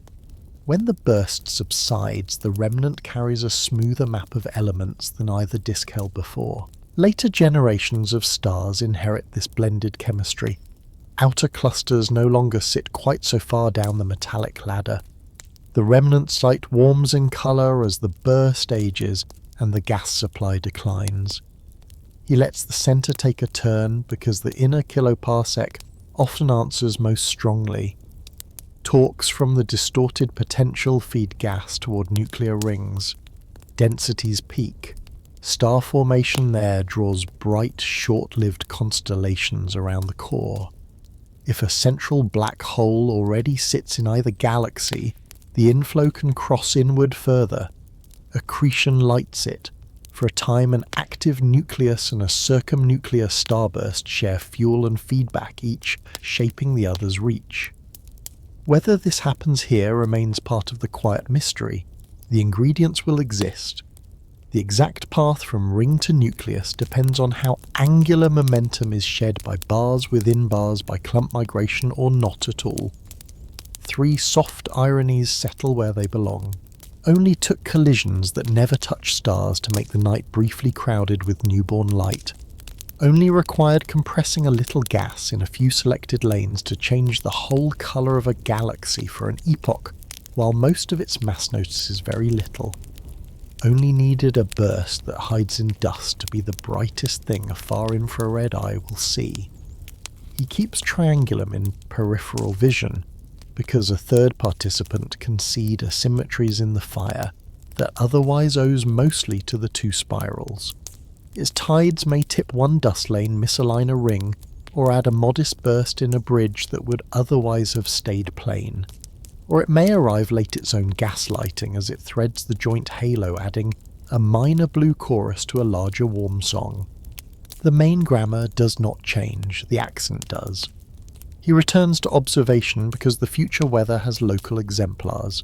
The antennae show knots of clusters lighting dust lanes under shocks. The mice carry bright edge-on lanes that pencil in shock fronts. Luminous infrared galaxies hide most of their power in wavelengths cold to touch and warm to radiometers. Ring galaxies reveal star formation anew where waves of compression pass through a disk. In these comparisons, details that look like ornaments are really measuring sticks. The width of a dust lane constrains shock strength and bar pattern speed. The spacing of clusters along a tail encodes gravitational instabilities in a stretched ribbon. The quiet mystery returns to fueling one last time. Will the circumgalactic medium already shared and slightly overpressured condense cooled clumps back onto the disks between passages sustaining a series of milder, longer bursts? Or will feedback raise entropies fast enough that fresh fuel arrives thin and late? Will outflows escape the group or rain back as fountains? Answers will be written in X-ray halos, in ultraviolet absorption lines toward background sources, and in the far infrared colour of the remnant as it ages. Dry observations resume their even pace. They call star formation a furnace, and it is yet most fuel remains in the shed shelves stacked high with neutral and molecular gas. The furnace burns only a corner for a while. They call the event a turning point, which is true for shapes and orbits. For the gas, it is more of a weather pattern arriving, brightening, moving on, leaving traces in ashes and metals. They call the outcome quenched, and at late times it will be, but quenching here is not a switch. It is a tapering of supply as heating winds a soft crossing from blue to amber. He lets the section close where fire meets calendar. Fact, when Andromeda and the Milky Way pass close, their gas collides and compresses along shock lanes, and in rings raising brief starbursts that light dust and form clusters, while feedback stirs heats and sometimes drives fountains or winds. Detail warm H2 lines mark shocks ahead of bright clouds. Tumra Q dips under combined shear and compression. Metallicity gradients flatten as gas is rearranged. Circumnuclear rings may feed central activity if angular momentum continues to drain inward. Mystery the efficiency and timing of fueling and quenching the balance of bursts, fountains and winds.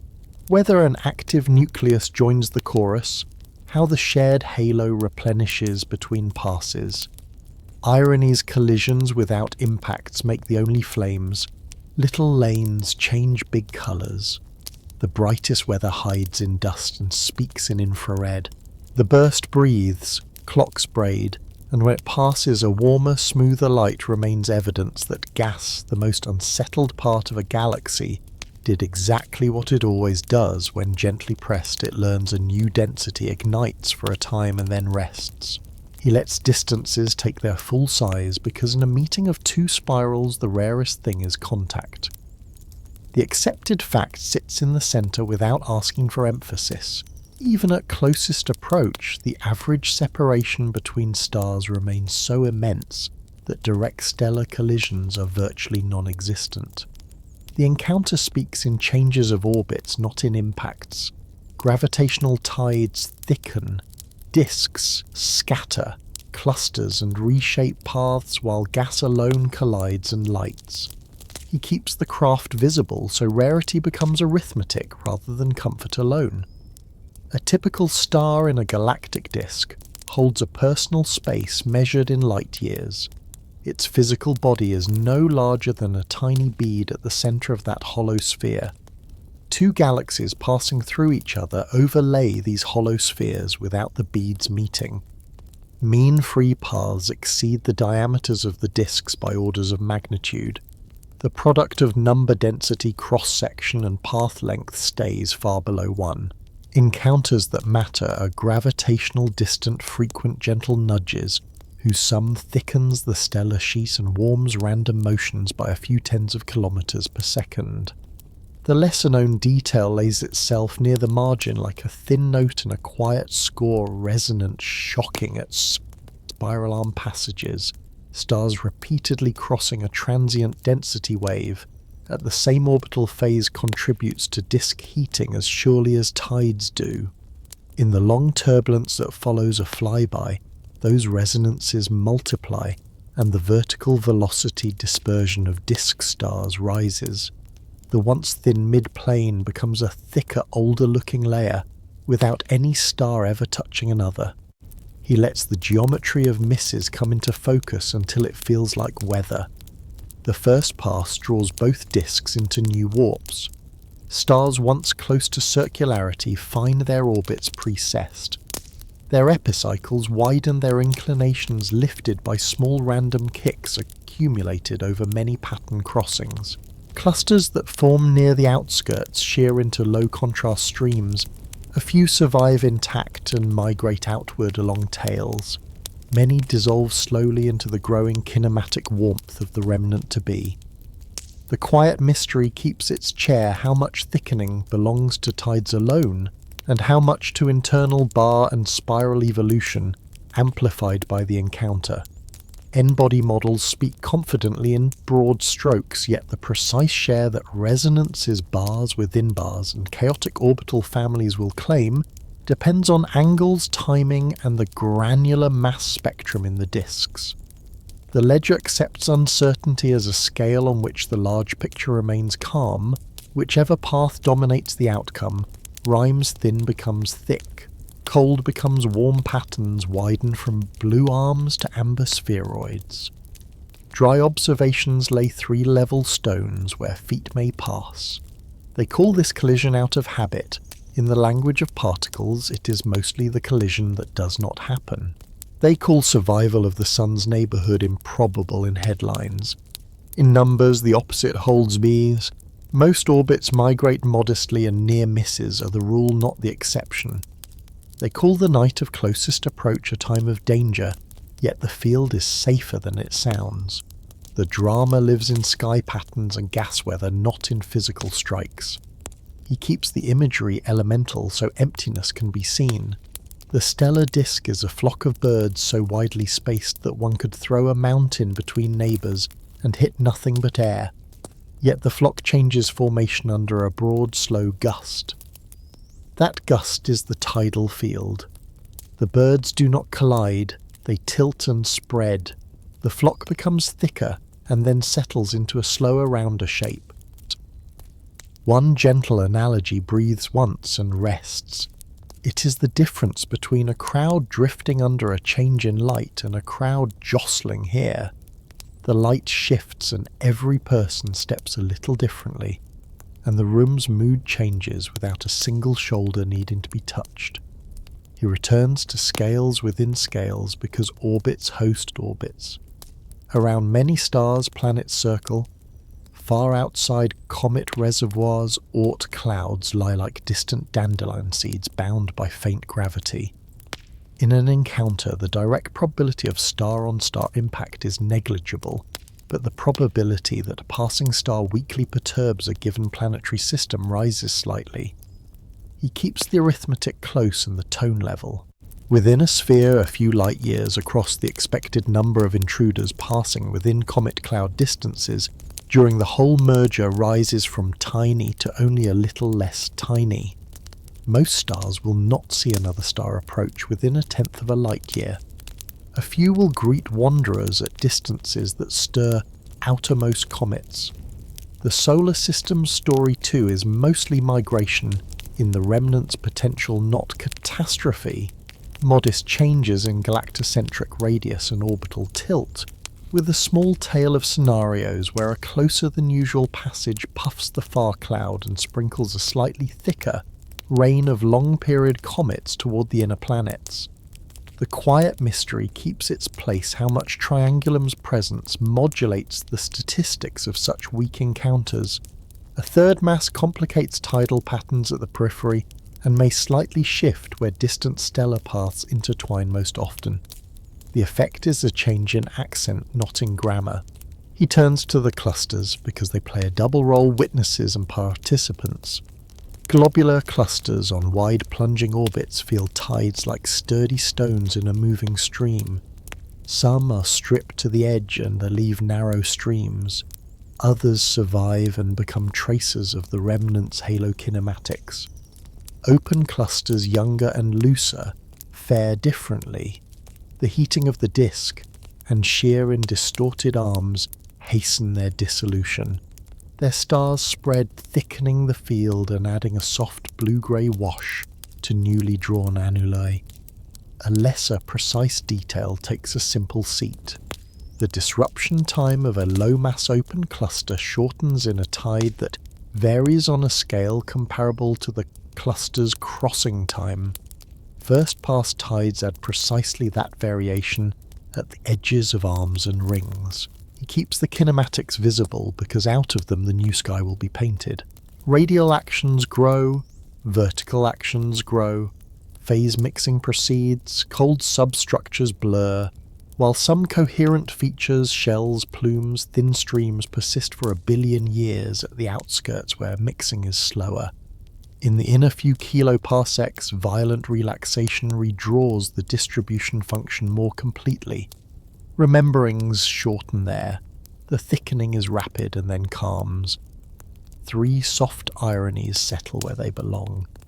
Only took the largest gravitational handshake in the neighbourhood to produce a night that to any single star feels like no night at all. Only required near-perfect misses to reshape everything that matters about shapes. Only needed tides the weakest whisper of gravity's gradient to thicken a disk as surely as any imagined blow. He keeps the solar system present only as a ruler. The sky changes more than the ground. Andromeda's star clouds drift across the Milky Way's band. Faint arcs and bridges glow to eyes that can sunlight over long exposures. New clusters paint brief groups that fade slowly to amber. Oceans, rocks, continents keep their older clocks. The planetary weather remains its own separate song. Probability refuses headlines. A close stellar passage closer than a few thousand astronomical units remains unlikely within a human calendar stretched across these epochs. Comets answer trade winds more than cyclones. He returns to the method of knowing that collisions are rare because calm prefers a reason. Star counts set number densities. Cross-sections for direct impact are geometric, not gravitationally focused at these speeds. Multiply by path lengths typical of a disk crossing tens of kiloparsecs, and the expectation value declines to near zero. For perturbations, the cross-section is larger and the effect is smaller. Distribution functions shift by the increments that add to warmth, but do not launch catastrophe. The second precise detail writes itself like a footnote in careful ink. The impulse approximation computing velocity kicks from fast distant flybys, remains robust when encounter times are shorter than orbital periods. Under that approximation, the typical velocity change for stars in the disk is small but non-zero. Integrate over many such impulses across the pass and the thickening appears in sums, not in single strokes. He lets dwarf galaxies speak briefly because their fate illustrates what stars avoid. Dwarfs with shallow potential wells can be stripped their stars unbound to form streams. Some cores survive as ultra-compact remnants, others dissolve into the halos like dandelion pith. The scale contrast is the point what tides do to entire small galaxies they cannot do to individual stars in a large disk. The cross-sections are vastly different. The meeting's violence is selective and spatially graded. Dry observations resume their even pace. They call tails wreckage, yet the wreck wrote few fractures. They call the thick disk a scar, but scars here are fibrous, woven by many threads of minor heating. They call close approaches dangerous, and for gas and dwarfs they are. For stars, they are rearrangements performed at a distance. He keeps one more human-scale detail at the window. Tonight's Andromeda is a faint oval. Its companions, M32 and M110, are pale smudges. The distances that make direct encounters rare are encoded in the very gentleness of that view, a galaxy broad to the eye and still untouching. Calm is not denial. It is a measurement. He returns once more to the aftertaste of the first pass because rarity of contact does not mean rarity of consequence. The disks will carry ripples long after receding warps and flares that record tides. Their stars will trace thicker, more spheroidal contours as passes accumulate. Shells will mark phase-wrapped debris at the outskirts. And all of this unfolds while the count of star-star collisions remains for practical purposes 0. 3 last soft ironies close their eyes where the light is low. Only took missing on purpose to change everything. Only required distance to be the sculptor of form. Only needed emptiness to do the heaviest work. He leaves the section where rarity has been counted and found sufficient. Fact in the merger's close approaches direct to star-star collisions are vanishingly unlikely. The encounter reshapes galaxies through tides, resonances, and cumulative distant gravitational nudges, not through impacts. Detail-resonant arm-crossing and bar-driven heating thicken disks. Open clusters dissolve faster in time-varying tides. Weak stellar flybys slightly warm velocity dispersions, while Oort clouds feel modest stirring. Mystery the exact apportionment of thickening among tides' resonances and internal bar evolution. The small modulation triangulum adds to weak encounter statistics. Ironies the quietest gradient does the loudest reshaping, misses carry the message, and a meeting of hundreds of billions of stars proceeds almost entirely by stars not meeting. The sky keeps its even breath, the rooms of space remain spacious, and the changes that matter most occur by a choreography of distances that never forget to be wide. He lets return become the grammar of the merger, because after the first pass, the sky's largest changes arrive not in a single gesture but in loops that shed memory. The accepted fact rests quietly in the middle dynamical friction, the drag that arises when a massive body raises a gravitational wake in stars and dark matter, saps orbital energy and angular momentum from both galaxies, drawing them back after first passage for 1-2, sometimes several deeper encounters, until violent relaxation mixes their stars into a shared potential, and the pair settles toward one remnant. He keeps the craft visible so that the word friction means numbers and not a metaphor. As Andromeda's mass ploughs through the Milky Way's sea of particles, a faint overdensity forms behind it. The same happens to the Milky Way within Andromeda's halo as wake tugs backward. The formula Chandrasekhar wrote a century ago, drag proportional to the square of the mass, and to the local density softened by the breadth of velocities becomes the quiet metronome of decay. Pericenter follows apocenter with closer turning points, the orbits shrink, the line of centers precesses, the time between passages shortens. Stars feel the potential change on timescales comparable to their crossing times. Where the change is fast, energies are shuffled violent relaxation in the physicist's cool phrase, broadening the distribution of orbits from cold-ordered rotation into warmer, more isotropic motion. The lesser-known detail seats itself near the edge of this calm ledger. Coarse-grained phase space density appears to rise in the centre of the remnant, even though Liouville's theorem forbids fine-grained increases. Mixing and coarse averaging are the bridge filaments in phase space fold and blur under the changing potential, so that what the eye would call order gives way to a smoother equilibrium without breaking the rules. He lets the loops lengthen into weather. After the first sweep tails and bridges trail, the pair coasts outward along the common basin, the wakes draw them back. At the second pass, the distortions compound. Bars, if present, are torqued, sometimes strengthened, sometimes heated into ovals. Gas rings brighten, and then thin. By the third, the cores interpenetrate more deeply. The potential swings faster. Stars in the inner few kiloparsecs trade energy and angular momentum wholesale. Orbits that once traced tidy epicycles in a disk become box or tube families in a triaxial field, some plunging, some looping, many losing their old phase relations. The quiet mystery keeps its chair how many passages and how much spin survives into the remnant. A small transverse component in the first approach can preserve net angular momentum.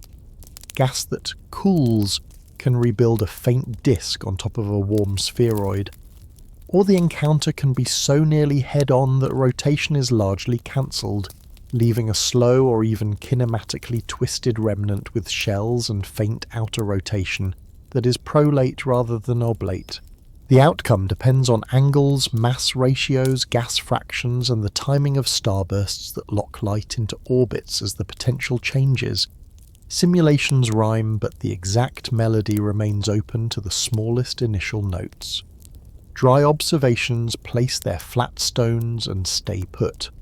They call this stage chaotic, and for individual orbits it is yet the ensemble heads steadily for the same destination, a shallower central cusp than either disks, a broadened velocity dispersion and light that transitions from spiral grammar to spheroid prose. They call the exchange lossy, but what is lost from the orbit is gained in random motions. Energy remains in the ledger, only less legible to the eye. They call violent relaxation violent, yet to anyone's star it is a sequence of small tugs. Only statistics make it loud. He keeps the imagery elemental so the decay can be pictured without impulse. Two heavy boats move across a shallow lake. Each pulls a wake. In the returning swells they rock, turn and draw together. Crewmen adjust footing, and after a while the boats lash sides and move as one. No wave breaks over either deck. The water does its work by repetition. One gentle analogy breathes once and rests, the return passes are like a bell that is rung again before the tone has faded. The overlapping reverberations mix, and the room finds a new, quieter chord sooner than it would have from a single strike. He returns to signatures that persist because settling writes fossils. Where material launched in tails falls back up, post-centers align and draw shells, faint ripples in the outer light that phase wrap with time. Their spacing clocks the time since a given passage. Kinematic twists, axes of rotation that change with radius arise. When outer material retains angular momentum, the center has surrendered. Long after the disks are gone, the remnant may rotate slowly along its long axis at the edge, a prolate spin that remembers that infall was not perfectly symmetric. Globular clusters pulled into a broader, hotter distribution keep a wider array of orbits than before. Some subpopulations rotate, others do not. Their line-of-sight velocities become a clean, countable survey of the remnant's mass profile long after the luminous gas has cooled and quieted. A second precise detail places itself like a small tag on a large crate. During deep passages, the halocenters can slosh. The potential minimum oscillates for a while about the barycenter as mass redistributes. Potential density phase lags that develop in this period can feed or hinder bars depending on their pattern speeds and internal feedback in the last moments before the system rounds. He keeps the gas in view but at a lower flame. By second and third passage, much of the easily compressed gas has either formed stars or been heated and lifted in fountains and winds. Some rains back, some thickens the circumgalactic medium. If fresh clumps condense from the shared halo, they arrive late to a shallower, warmer center. Star formation, once laced along rings and lanes, shifts toward nuclear rings and then tapers. Metallicity gradients flatten further. Dust lanes grow less prominent as the fuel thins. Whether a light new disk regrows atop the warm core depends on supply. In some outcomes, a pale rotating envelope returns carrying cold gas that spirals in lazily. In others, the light stays smooth, its rotation minimal, and the galaxy's colour drifts to amber. Three soft ironies find their level. Only took losing energy to awake, a mere rearrangement of gravity's bookkeeping to let two great spirals find one centre. Only required a potential that changed quickly for a short while to create a long calm that reads as equilibrium. Only needed a process named violent to be at the scale of a single star, a sequence of nudges so gentle they would not rattle dust on a windowsill. He keeps triangulum in the peripheral frame because a smaller companion is enough to embroider a settling without rewriting it. If captured, it may loop a few times before being stripped, into a train of knots and thin streams, a late lace on the outer halo. If it stays outside its tide, still right asymmetries in shells and kinematic twists placing slightly more light on one side of a faint ripple than the other. Either way, it is an accent, not the grammar. He returns to the distribution function, because it is the language the remnant will speak. In the inner few kiloparsecs, the velocity ellipsoid rounds. Anisotropy declines as box and short-axis tube orbits fill phase space. In the intermediate radii, long-axis tubes may preserve a slow prolate spin. In the very centre, if gas is present to sink and cool after the last pass, a tiny disk may reappear aligned or misaligned with the outer envelope, a whispered palimpsest of spiral ancestry. Light profiles settle into near-divocular shapes steeper inside, shallower outside, yet departures keep history legible, excess light in a cusp. If compaction was strong or deficits, if cores scour by later black hole binaries appear. Dry observations resume their measured walk. They call the end state an elliptical, which is close enough. The real word is remnant because the root matters and remains in the fine print shell's twists, outer rotation counter-rotating pockets where gas arrived with the wrong sign and wrote a small disk backward against the larger flow. They call the timeline long, and it is, but the long part is in the spacing of shells and the slow damping of sloshes. The bright resorting finishes more quickly than the pairs age, and then the rest is aging. They call energy dissipated, yet the collisionless part dissipates nothing. It redistributes. Only the gas sheds heat. The stars keep totals but forget arrangements. He keeps one human-sized detail on the sill. If a future observer lives inside this remnant, their night will offer a single great galaxy overhead. No band and spindle, only a broad smooth river of light with faint scallops at the edge. They will not know without archives that the smoothness was written by loops. The ledger leaves a subtle signature, an outer twist in starlight, a change in the sign of rotation with radius, a gradient in ages that moves quietly from centre to edge. He returns once more to the arithmetic of decay because calm prefers a reason with the last word. The time between passages shortens roughly as the square of the pericentric distance diminishes. Mass loss to tails slightly lengthens the clock, but not enough to rescue the orbit. The friction term depends on density, and density rises toward the middle.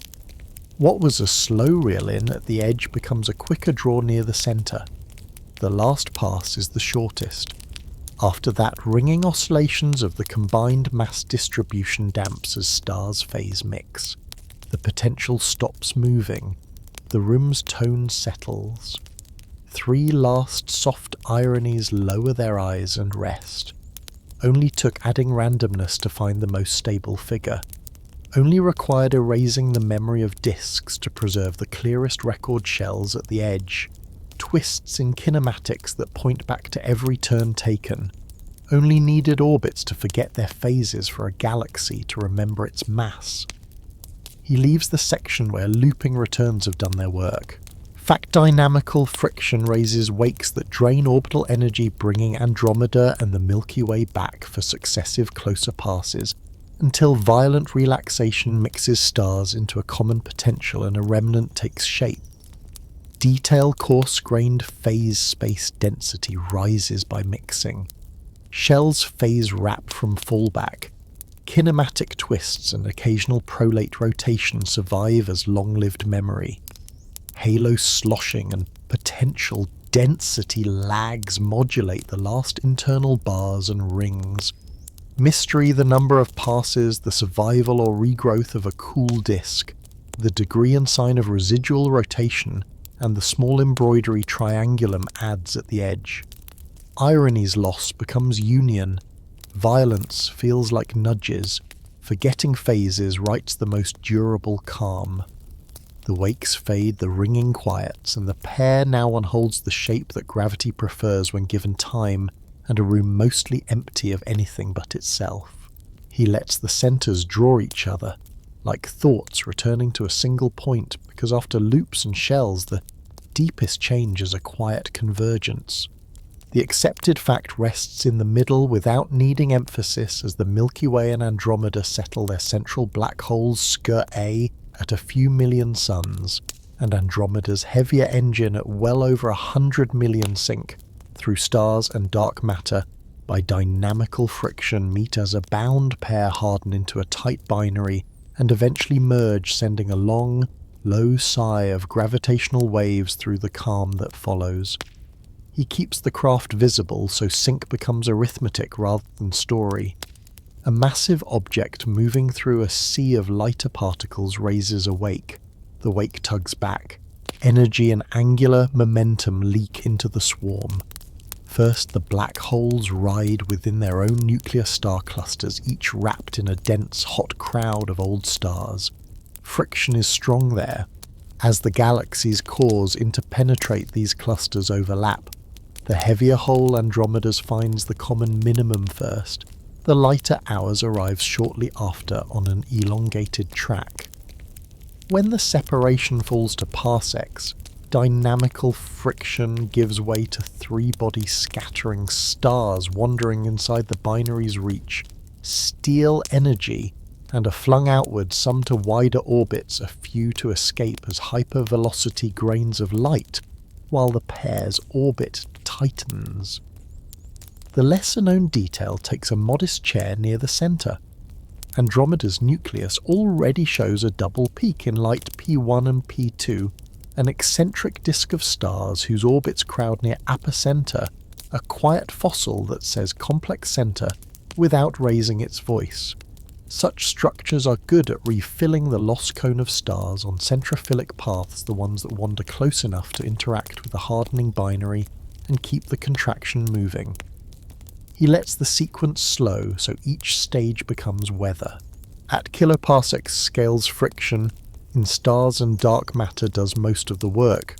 At tens of parsecs, gas, if present, adds torque, dragging the pair inward through a circumnuclear disk or ring.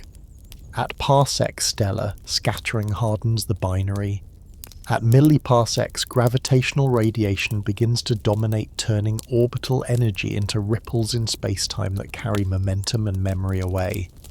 The quiet mystery keeps its measured chair, how the final parsec is crossed in a remnant like this. In idealized spherical gas-poor systems, hardening can stall when the binary ejects the nearest stars faster than new ones can arrive. But real remnants are triaxial, full of centrophilic orbits and slow figure rotation. Bars, nuclear, eccentric disks and weak gas flows refill the lost cone. Mild chaos in a lumpy potential keeps stars wandering into the pair's reach.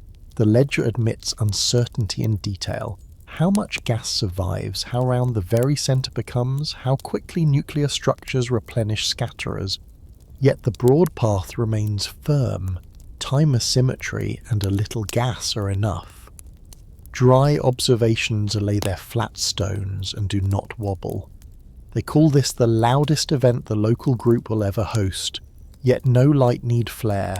The waves pass through matter without asking permission. The sky does not change colour. They call the recoil kick that follows a merger dramatic hundreds, sometimes thousands of kilometres per second, depending on spin and alignment. And it is yet the remnant's deep potential is likely deeper still. The new hole may wander for a while, oscillating like a bell clapper, and then recenter. They call the scoured core a scar, but scouring here is bookkeeping stars that once orbited within a few parsecs trade places with those far out, and the central profile shallows to a rounder, quieter slope.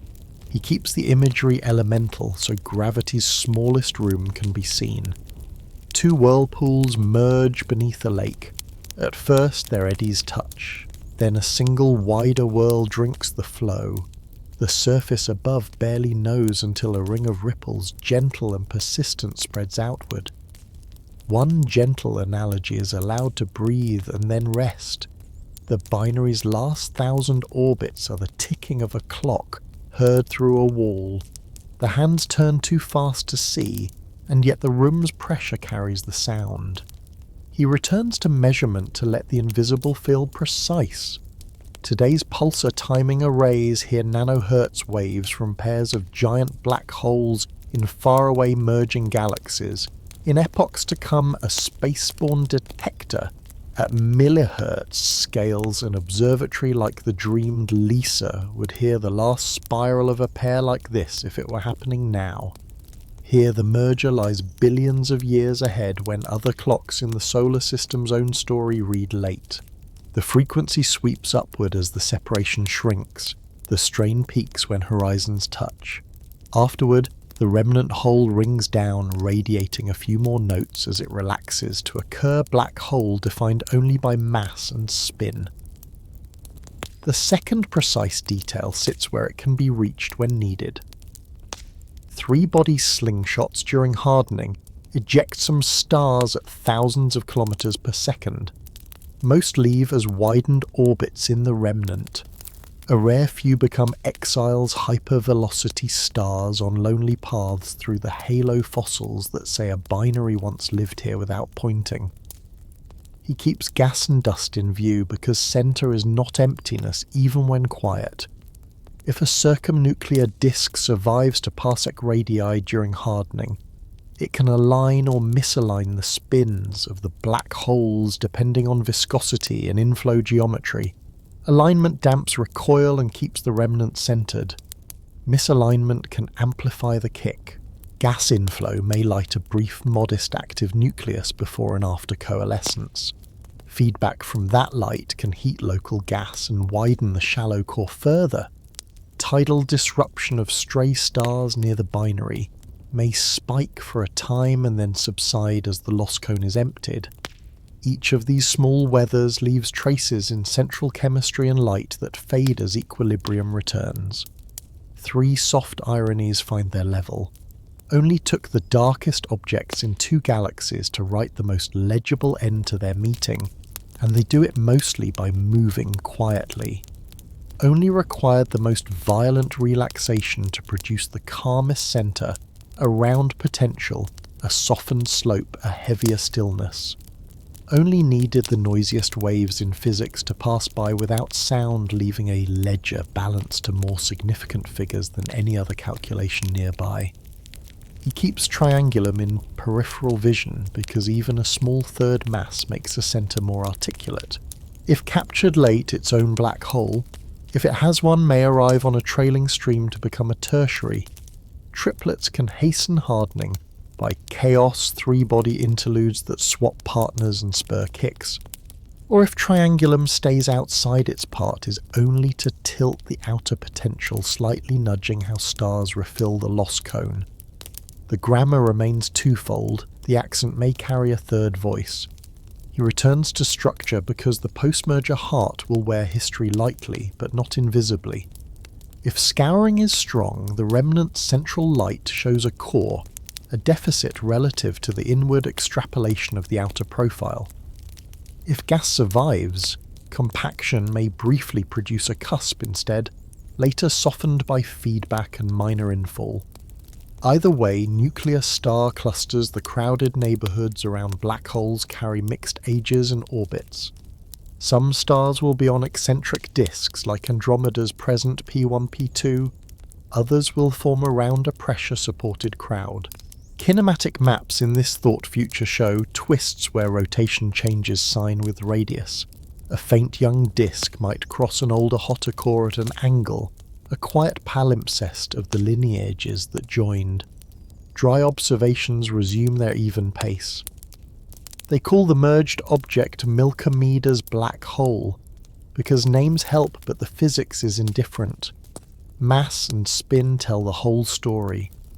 They call the event unique, and it is locally. In the larger universe, it is common and ongoing, quiet mergers finishing in other cities of light while we sleep. They call the outcome final, yet even after coalescence, the center rings, then feeds, then rests. Final here means slow, not stopped. He keeps one human-sized detail near the window to steady scale. Tonight's grey twitches gently in radio. Its shadows have been imaged in outline by the patience of interferometers. Andromeda's core glows with old stars and a quiescent engine. Nothing suggests haste. The union, when it comes, will be a change in the remnant centre of gravity by an amount no eye can weigh, and a pulse through space-time that adds its line to a chorus already humming from a billion other rooms. He returns once more to arithmetic because calm prefers to end on a reason. The hardening rate by stellar scattering scales with the density of scatterers, and inversely with the binary's semi-major axis. As the pair tightens, encounters become more energetic and less frequent. Once gravitational radiation takes over, the time to coalescence falls as the fourth power of separation. A small inward step shortens the remaining time a great deal. The kick's magnitude depends on mass ratio and spin geometry. Escape is unlikely in a group this deep. A damped oscillation is likely. Damping time, a few crossing times of the core, is short compared to the life of the remnant. 3 last soft ironies close their eyes where the light is low. Only took erasing information phase orientation memory to produce the most simple object the merger makes a black hole described by just 2 numbers. Only required a process that empties the very centre of stars to make the centre more stable. Only needed a wave that carries energy most efficiently when no one is there to listen for it to write the neatest sum in the book. He leaves the section where the 2 centres have finished their quiet walk. Fact. The central black holes sink by dynamical friction, harden as a binary through stellar and gas interactions, and finally merge, emitting gravitational waves while carving a shallow core and perhaps launching a brief recoil. Detail Andromeda's eccentric nuclear disk aids loss cone refilling. Hypervelocity stars' shallow cores and kinematic twists act as fossils. Wave frequencies drift into the band a spaceborne detector would favour if it were now. Mystery, the efficiency of loss cone refilling in a nearly settled remnant. The gases roll in aligning spins and damping recoil, and whether a small new disk reforms around a recentered hole. Irony's darkness clarifies. Violence writes stillness. The loudest signal leaves the night unchanged to eye. The remnant takes its centre. The outer shells keep their slow speech, and the largest story in the neighbourhood finishes in the smallest room with the softest sound imaginable. He lets the sun keep its own calendar, because while 2 great disks rehearse their slow union, a small star runs a faster clock that sets a different kind of weather at home.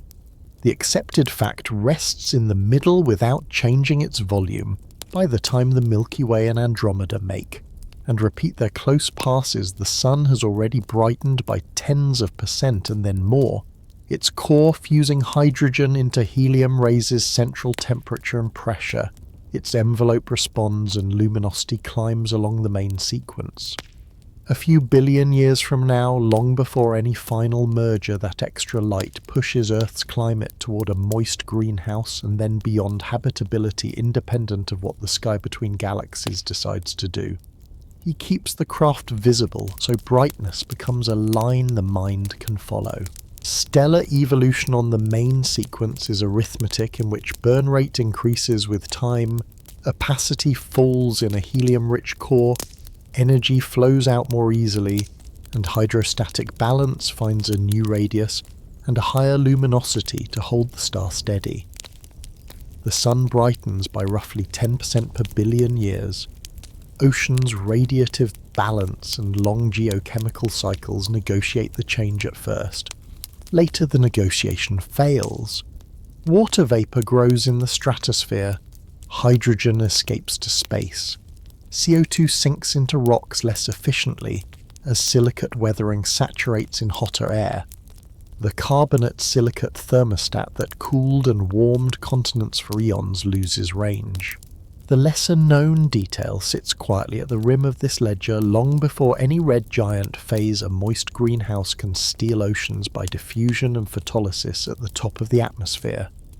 The sea does not have to boil outright to be eroded.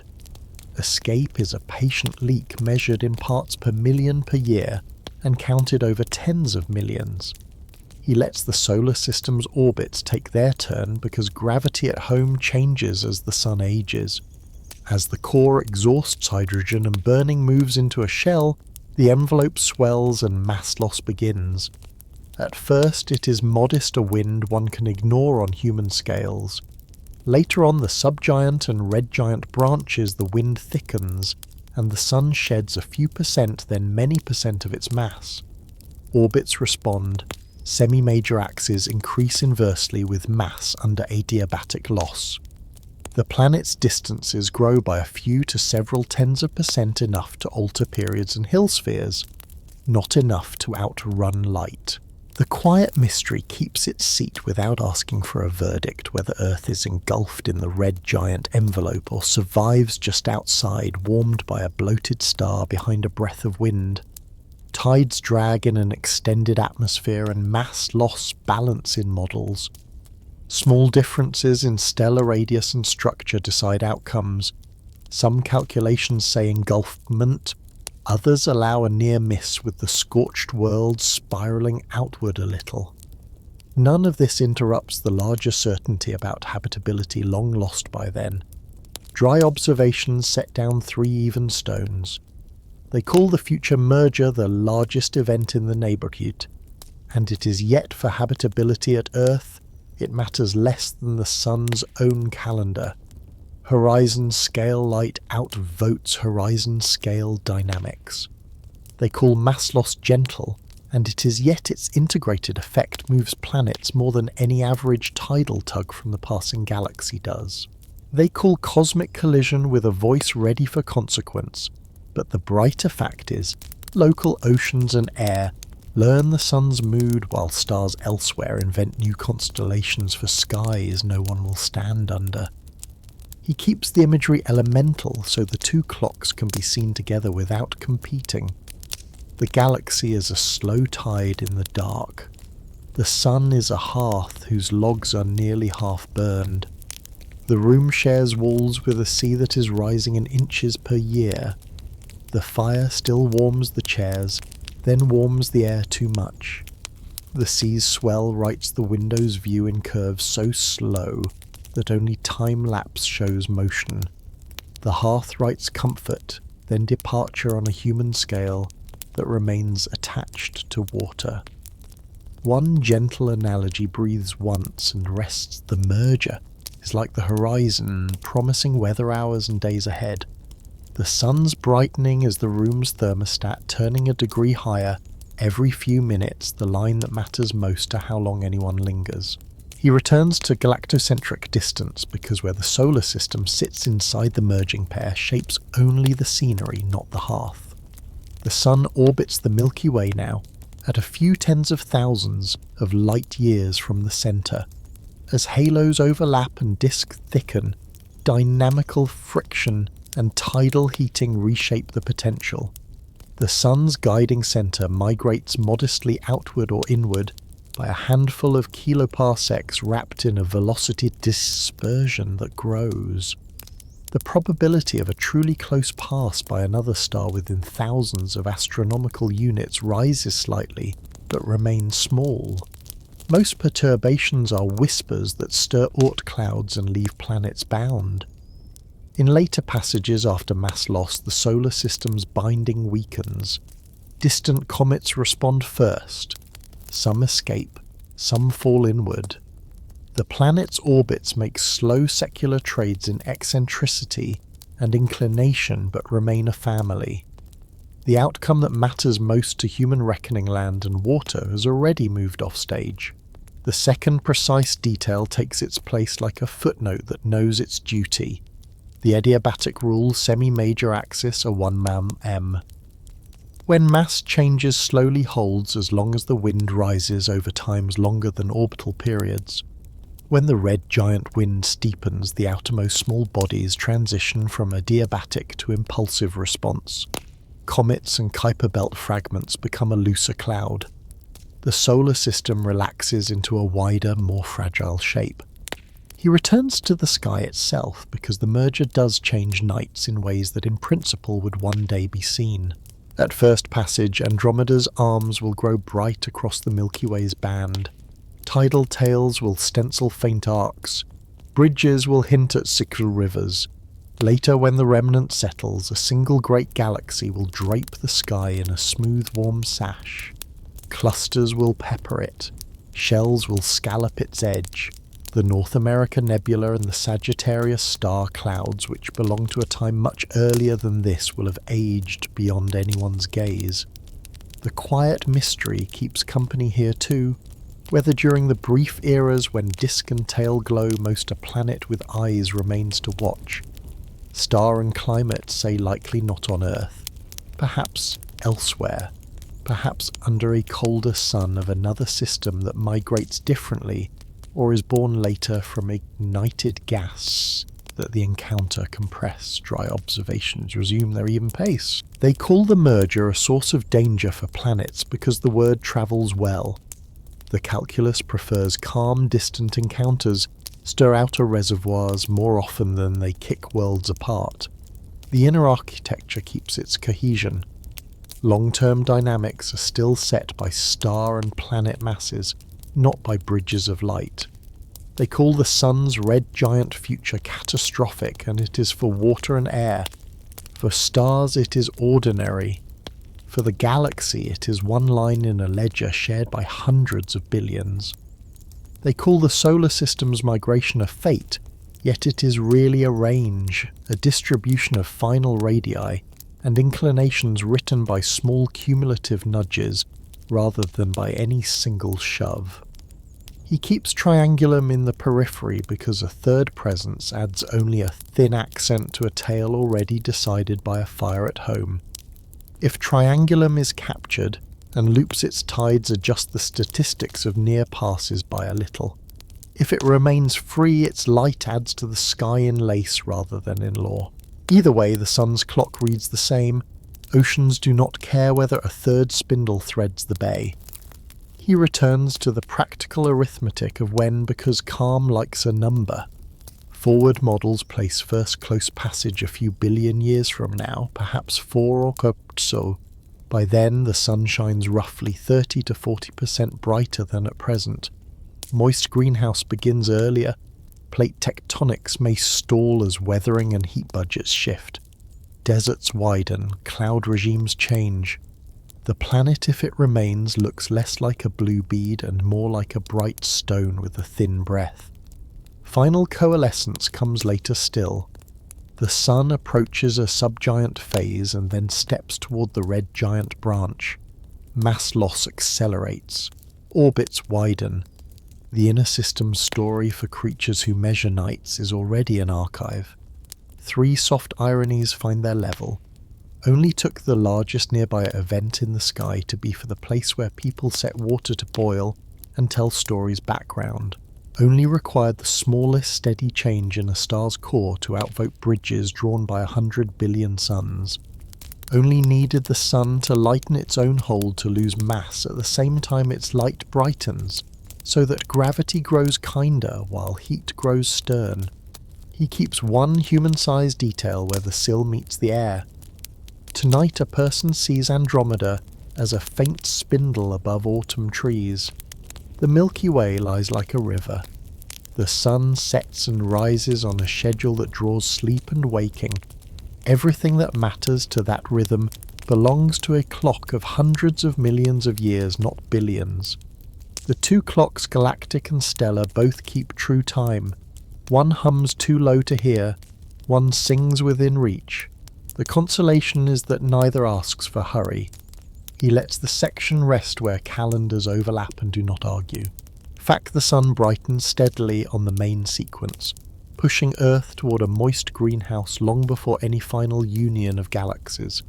Later mass loss in giant phases expands planetary orbits and weakens far reservoirs, while the merger's tides at solar distances remain a backdraw. Drop. Detail adiabatic orbital widening follows mass loss. The moist greenhouse can erode oceans without boiling. Outer small bodies transition from adiabatic to impulsive response when winds rise quickly.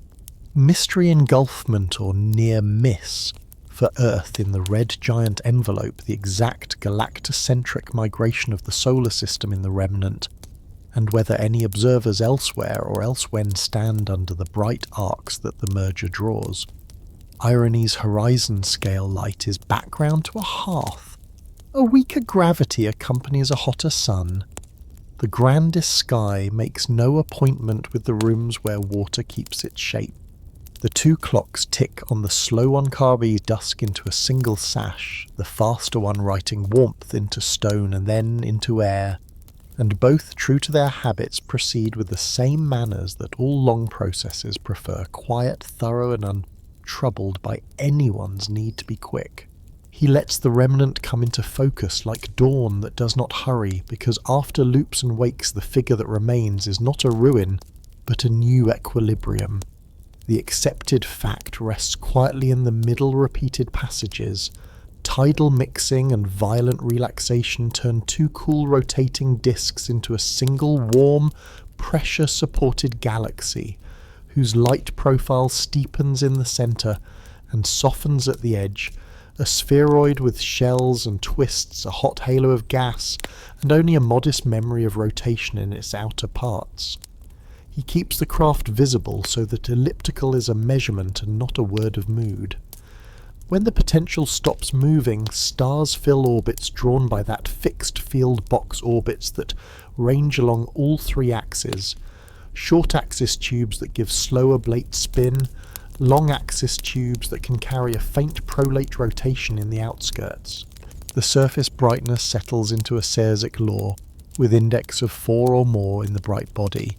Departures from perfect ellipses, boxiness or diskiness, record the last strong torques. The velocity map rounds. Dispersion dominates. Rotation curves flatten to small plateaus or reverse sine with radius. The stellar population gradients that once separated inner metal-rich arms from outer metal pore rims are blended. The new gradient is gentler, a warm wash from centre to edge. The lesser-known detail sits like a thin signature in the lower light. Some merger remnants keep prolate rotation spin round the long axis at tens of kiloparsecs, a quiet relic of infill geometry that leaves the centre nearly non-rotating, while the far envelope turns the wrong way, a kinematic lace that instruments can read long after shells fade. He lets the gas answer next because even in quiet galaxies, air keeps its own weather. Starbursts are done or dwindling. What remains is hot circumgalactic gas pressurized by feedback and stirred by tides glowing in soft X-rays, threaded by a few cooler filaments that condense where turbulence and mixing layers make short work of heat. If supply from the shared halo condenses slowly, a faint thin disk can regrow inside the spheroid dust lanes. Across amber light, a pale ring where star formation continues at a whisper. If heating prevails, the remnant ages dry. New stars form rarely. The colour drifts toward red and stays. The quiet mystery keeps its chair, whether this particular remnant will host such a regrown disk, or remain purely hot and round. The decision turns on details that neither tide nor headline controls. Entropy of the halo gas, the gentle rain of cooling clumps, the baroque possibilities of residual bars and misaligned rings, shepherding the last cold clouds toward a plain. Dry observations settle like flat stones that do not wobble. They call the result quenched, and in broad weather, it is yet faint star formation may thread the inner few kiloparsecs for long spans invisible to eyes and loud only to ultraviolet and infrared. They call the body featureless, but the features have merely learned to whisper shells at the edge, a twist in the zero-velocity curve, a thin dust lane tilted across the core. They call it relaxed, and it is. Relaxation here is not sleep, but a steady distribution function that no longer changes under its own gravity.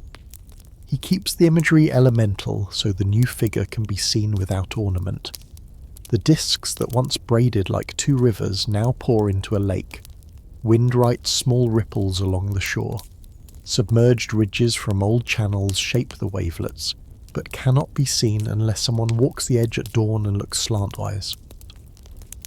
One gentle analogy breathes once and rests the remnant is a bell after the last strike, no longer ringing in separate tones, only one note low, and even that persists long after hands have fallen still. He returns to fossils because a calm figure holds history if one is patient. Where long tails fell back, apocenters align, and sculpt shell systems nested faint scallops whose spacing clocks time since pericenter. Where outer material kept more angular momentum than the core kinematic twists arc the rotation axis with radius. Where gas returned late on misaligned paths, tiny counter-rotating disks cross the central light like translucent leaves on a pond, their ages younger by a few 100 million years than their surroundings. Globular clusters having been heated and scattered now populate a broad halo. Metal-rich clusters trace the inner body. Metal-poor ones extend farther, their velocities mapping the mass profile into radii where stars grow thin. A second precise detail writes itself, like a footnote in quiet inkisophotes, that are boxy rather than disky, correlate with stronger anisotropy and a more merger-dominated past. In such shapes, the fourth-order Fourier term of the light profile goes negative, a small number that says shells and box orbits lived here when photographs look smooth. He keeps the centre in view because the smallest room still contains the clearest arithmetic. The binary black holes have merged. Recoil has damped. The core's light profile shows either a shallow cusp from compaction before the union or a scoured core, where three-body scatterings evacuated stars. If a thin young disk regrew its plane may tilt against the rounder body, making a kinematically decoupled core that rotates where the galaxy at large only breathes. Gas in the innermost ring glows in Haar and forbidden lines. Shocks near bars or weak ovals salt the spectrum with low ionization signatures. If a small trickle feeds the black hole, a low luminosity nucleus passes through moods on off-idle without bending the galaxy's weather one way or another. Three soft ironies find their level and do not catch a foot. Only took the most disruptive process nearby to make the smoothest figure anyone here will ever live under. Only required erasing spiral order to reveal a longer memory shells and twists that keep better time than any arm. Only needed turbulence and starburst to end for quiet X-ray gas to become the most informative light. He keeps attention on the outer envelope because horizons matter to islands. The remnant's halo holds intra-group light stars unbound from any one galaxy, during passage now bound to the remnant's well, which spreads as a low-surface brightness glow beyond the main body. Faint streams from unlucky dwarfs linger like chalk dust along the edge. Triangulum's knots, if it was captured, trace a loop or two before dissolving into the same wash. At still greater radii, the zero-velocity surface of the local group sits like a fast shoreline. Accelerated expansion beyond it turns traffic thin. The island keeps its own tides. Dry observations continue their even walk. They call the new galaxy red and dead, a phrase easy to write and slow to explain. Red is true. Dead is only a rate star formation, low, not absent. Aging, not inert. They call the shape elliptical, which is useful. The finer truth is triaxial, with families of orbits that share the load.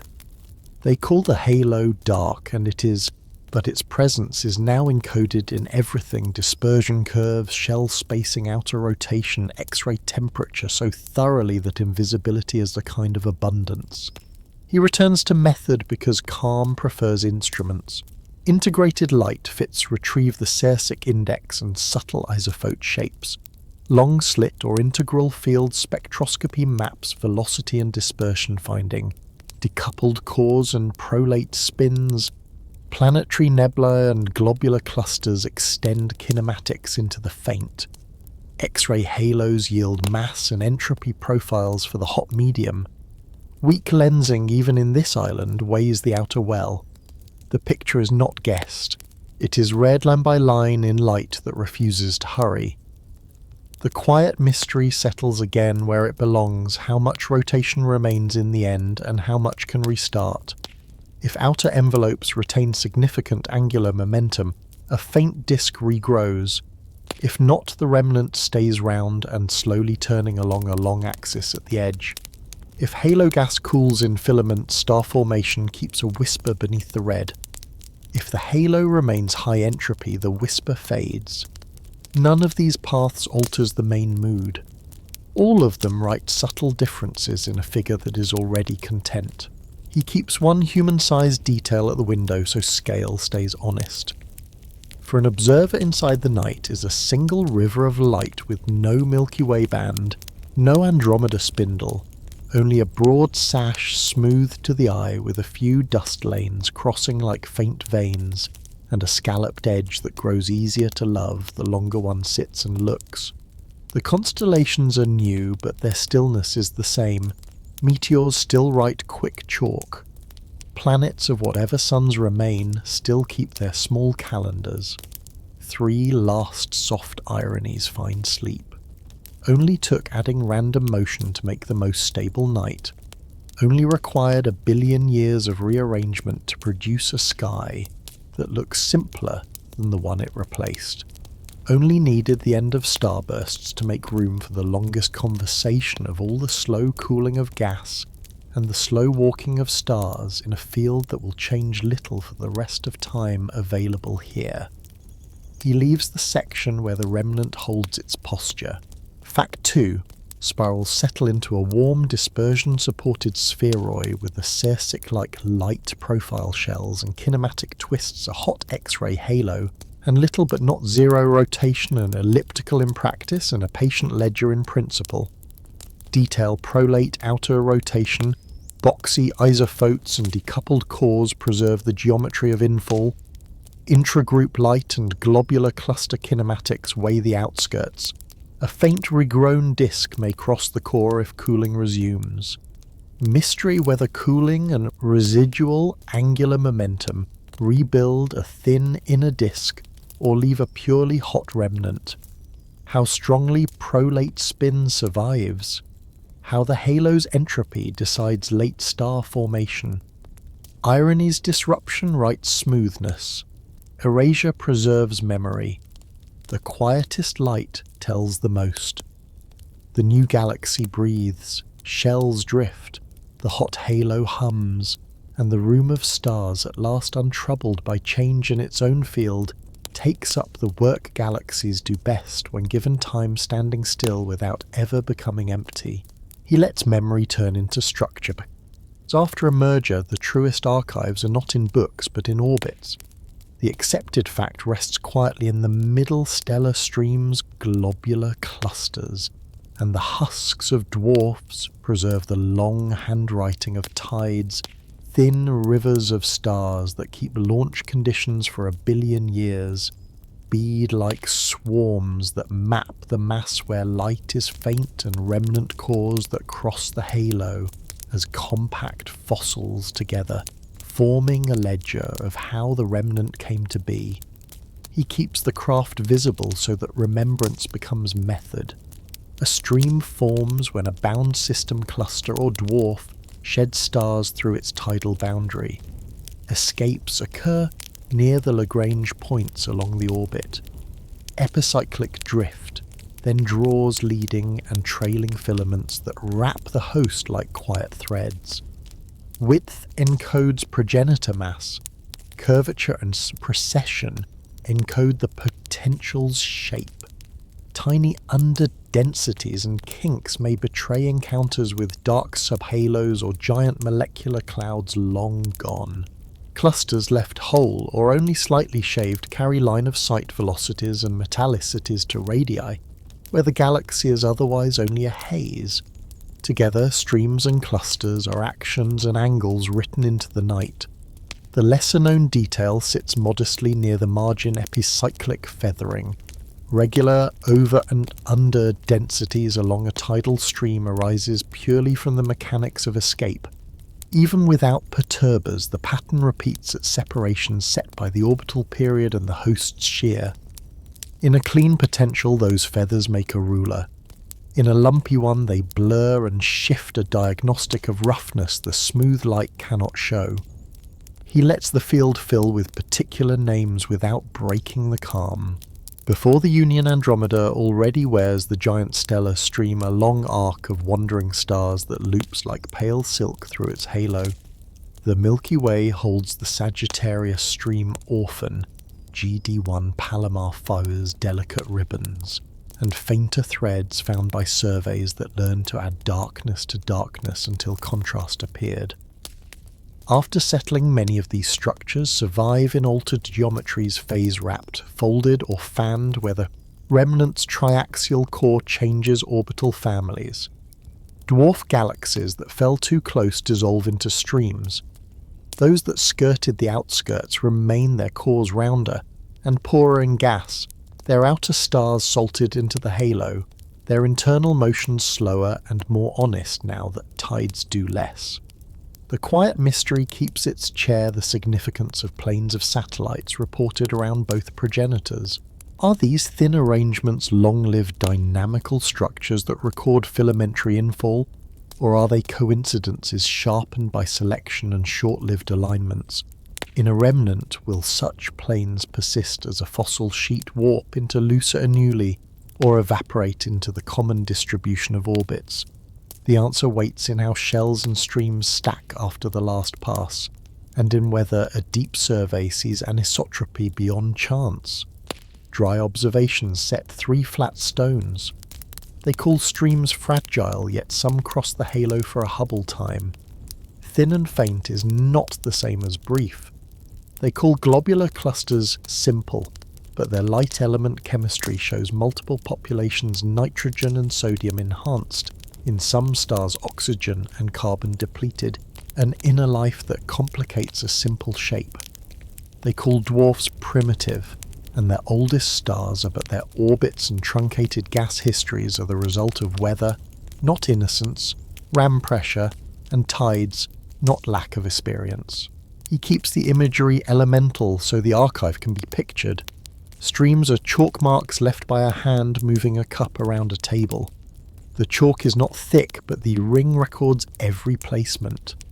Clusters are beads strung along invisible wire. Pull the wire tight and the beads map a curve. Loosen it and the beads wander, but still show where the curve must be. A gentle analogy is allowed once, and rests the remnant is a palimpsest. The earlier script is scraped but not erased. With slant light and patience, the old lines appear and can be read aloud without disturbing the new. He returns to how one reads these shapes. Actions integrals of motion in a near-steady potential stay nearly constant as streams evolve. Angles, phases along orbits wind linearly with time, fit both to a model, and the potential's shape falls out, how flattened, how triaxial, how the mass rises with radius. Chemical tagging adds colour to kinematic stars stripped from a given dwarf share, metallicity and A-element patterns. Clusters carry ion spreads as narrow as a spectrograph can resolve, and light element anticorrelations that mark multiple bursts inside old small wells. RR, Lyrae, variables. Stable candles, even in sparse light, outline streams in halos as blinking beads. Blue horizontal branch stars carry the same map in a different register. Together they draw in dots what broadband images draw as fog. The second precise detail sits like a footnote in quiet ink stream, fanning where a once thin ribbon widens near pericenter signals anisotropy in the central potential. In a triaxial field, orbital families bifurcate. The fan is not failure but testimony, a local fingerprint of shape that a spherical model cannot fake. He keeps clusters close, because they speak fluently across radii. Metal-rich clusters knit the inner few kilo, parsecs, kinematics warm and sometimes slightly rotating. Metal-poor clusters extend farther, their dispersion tracing the outer mass where stars alone fail.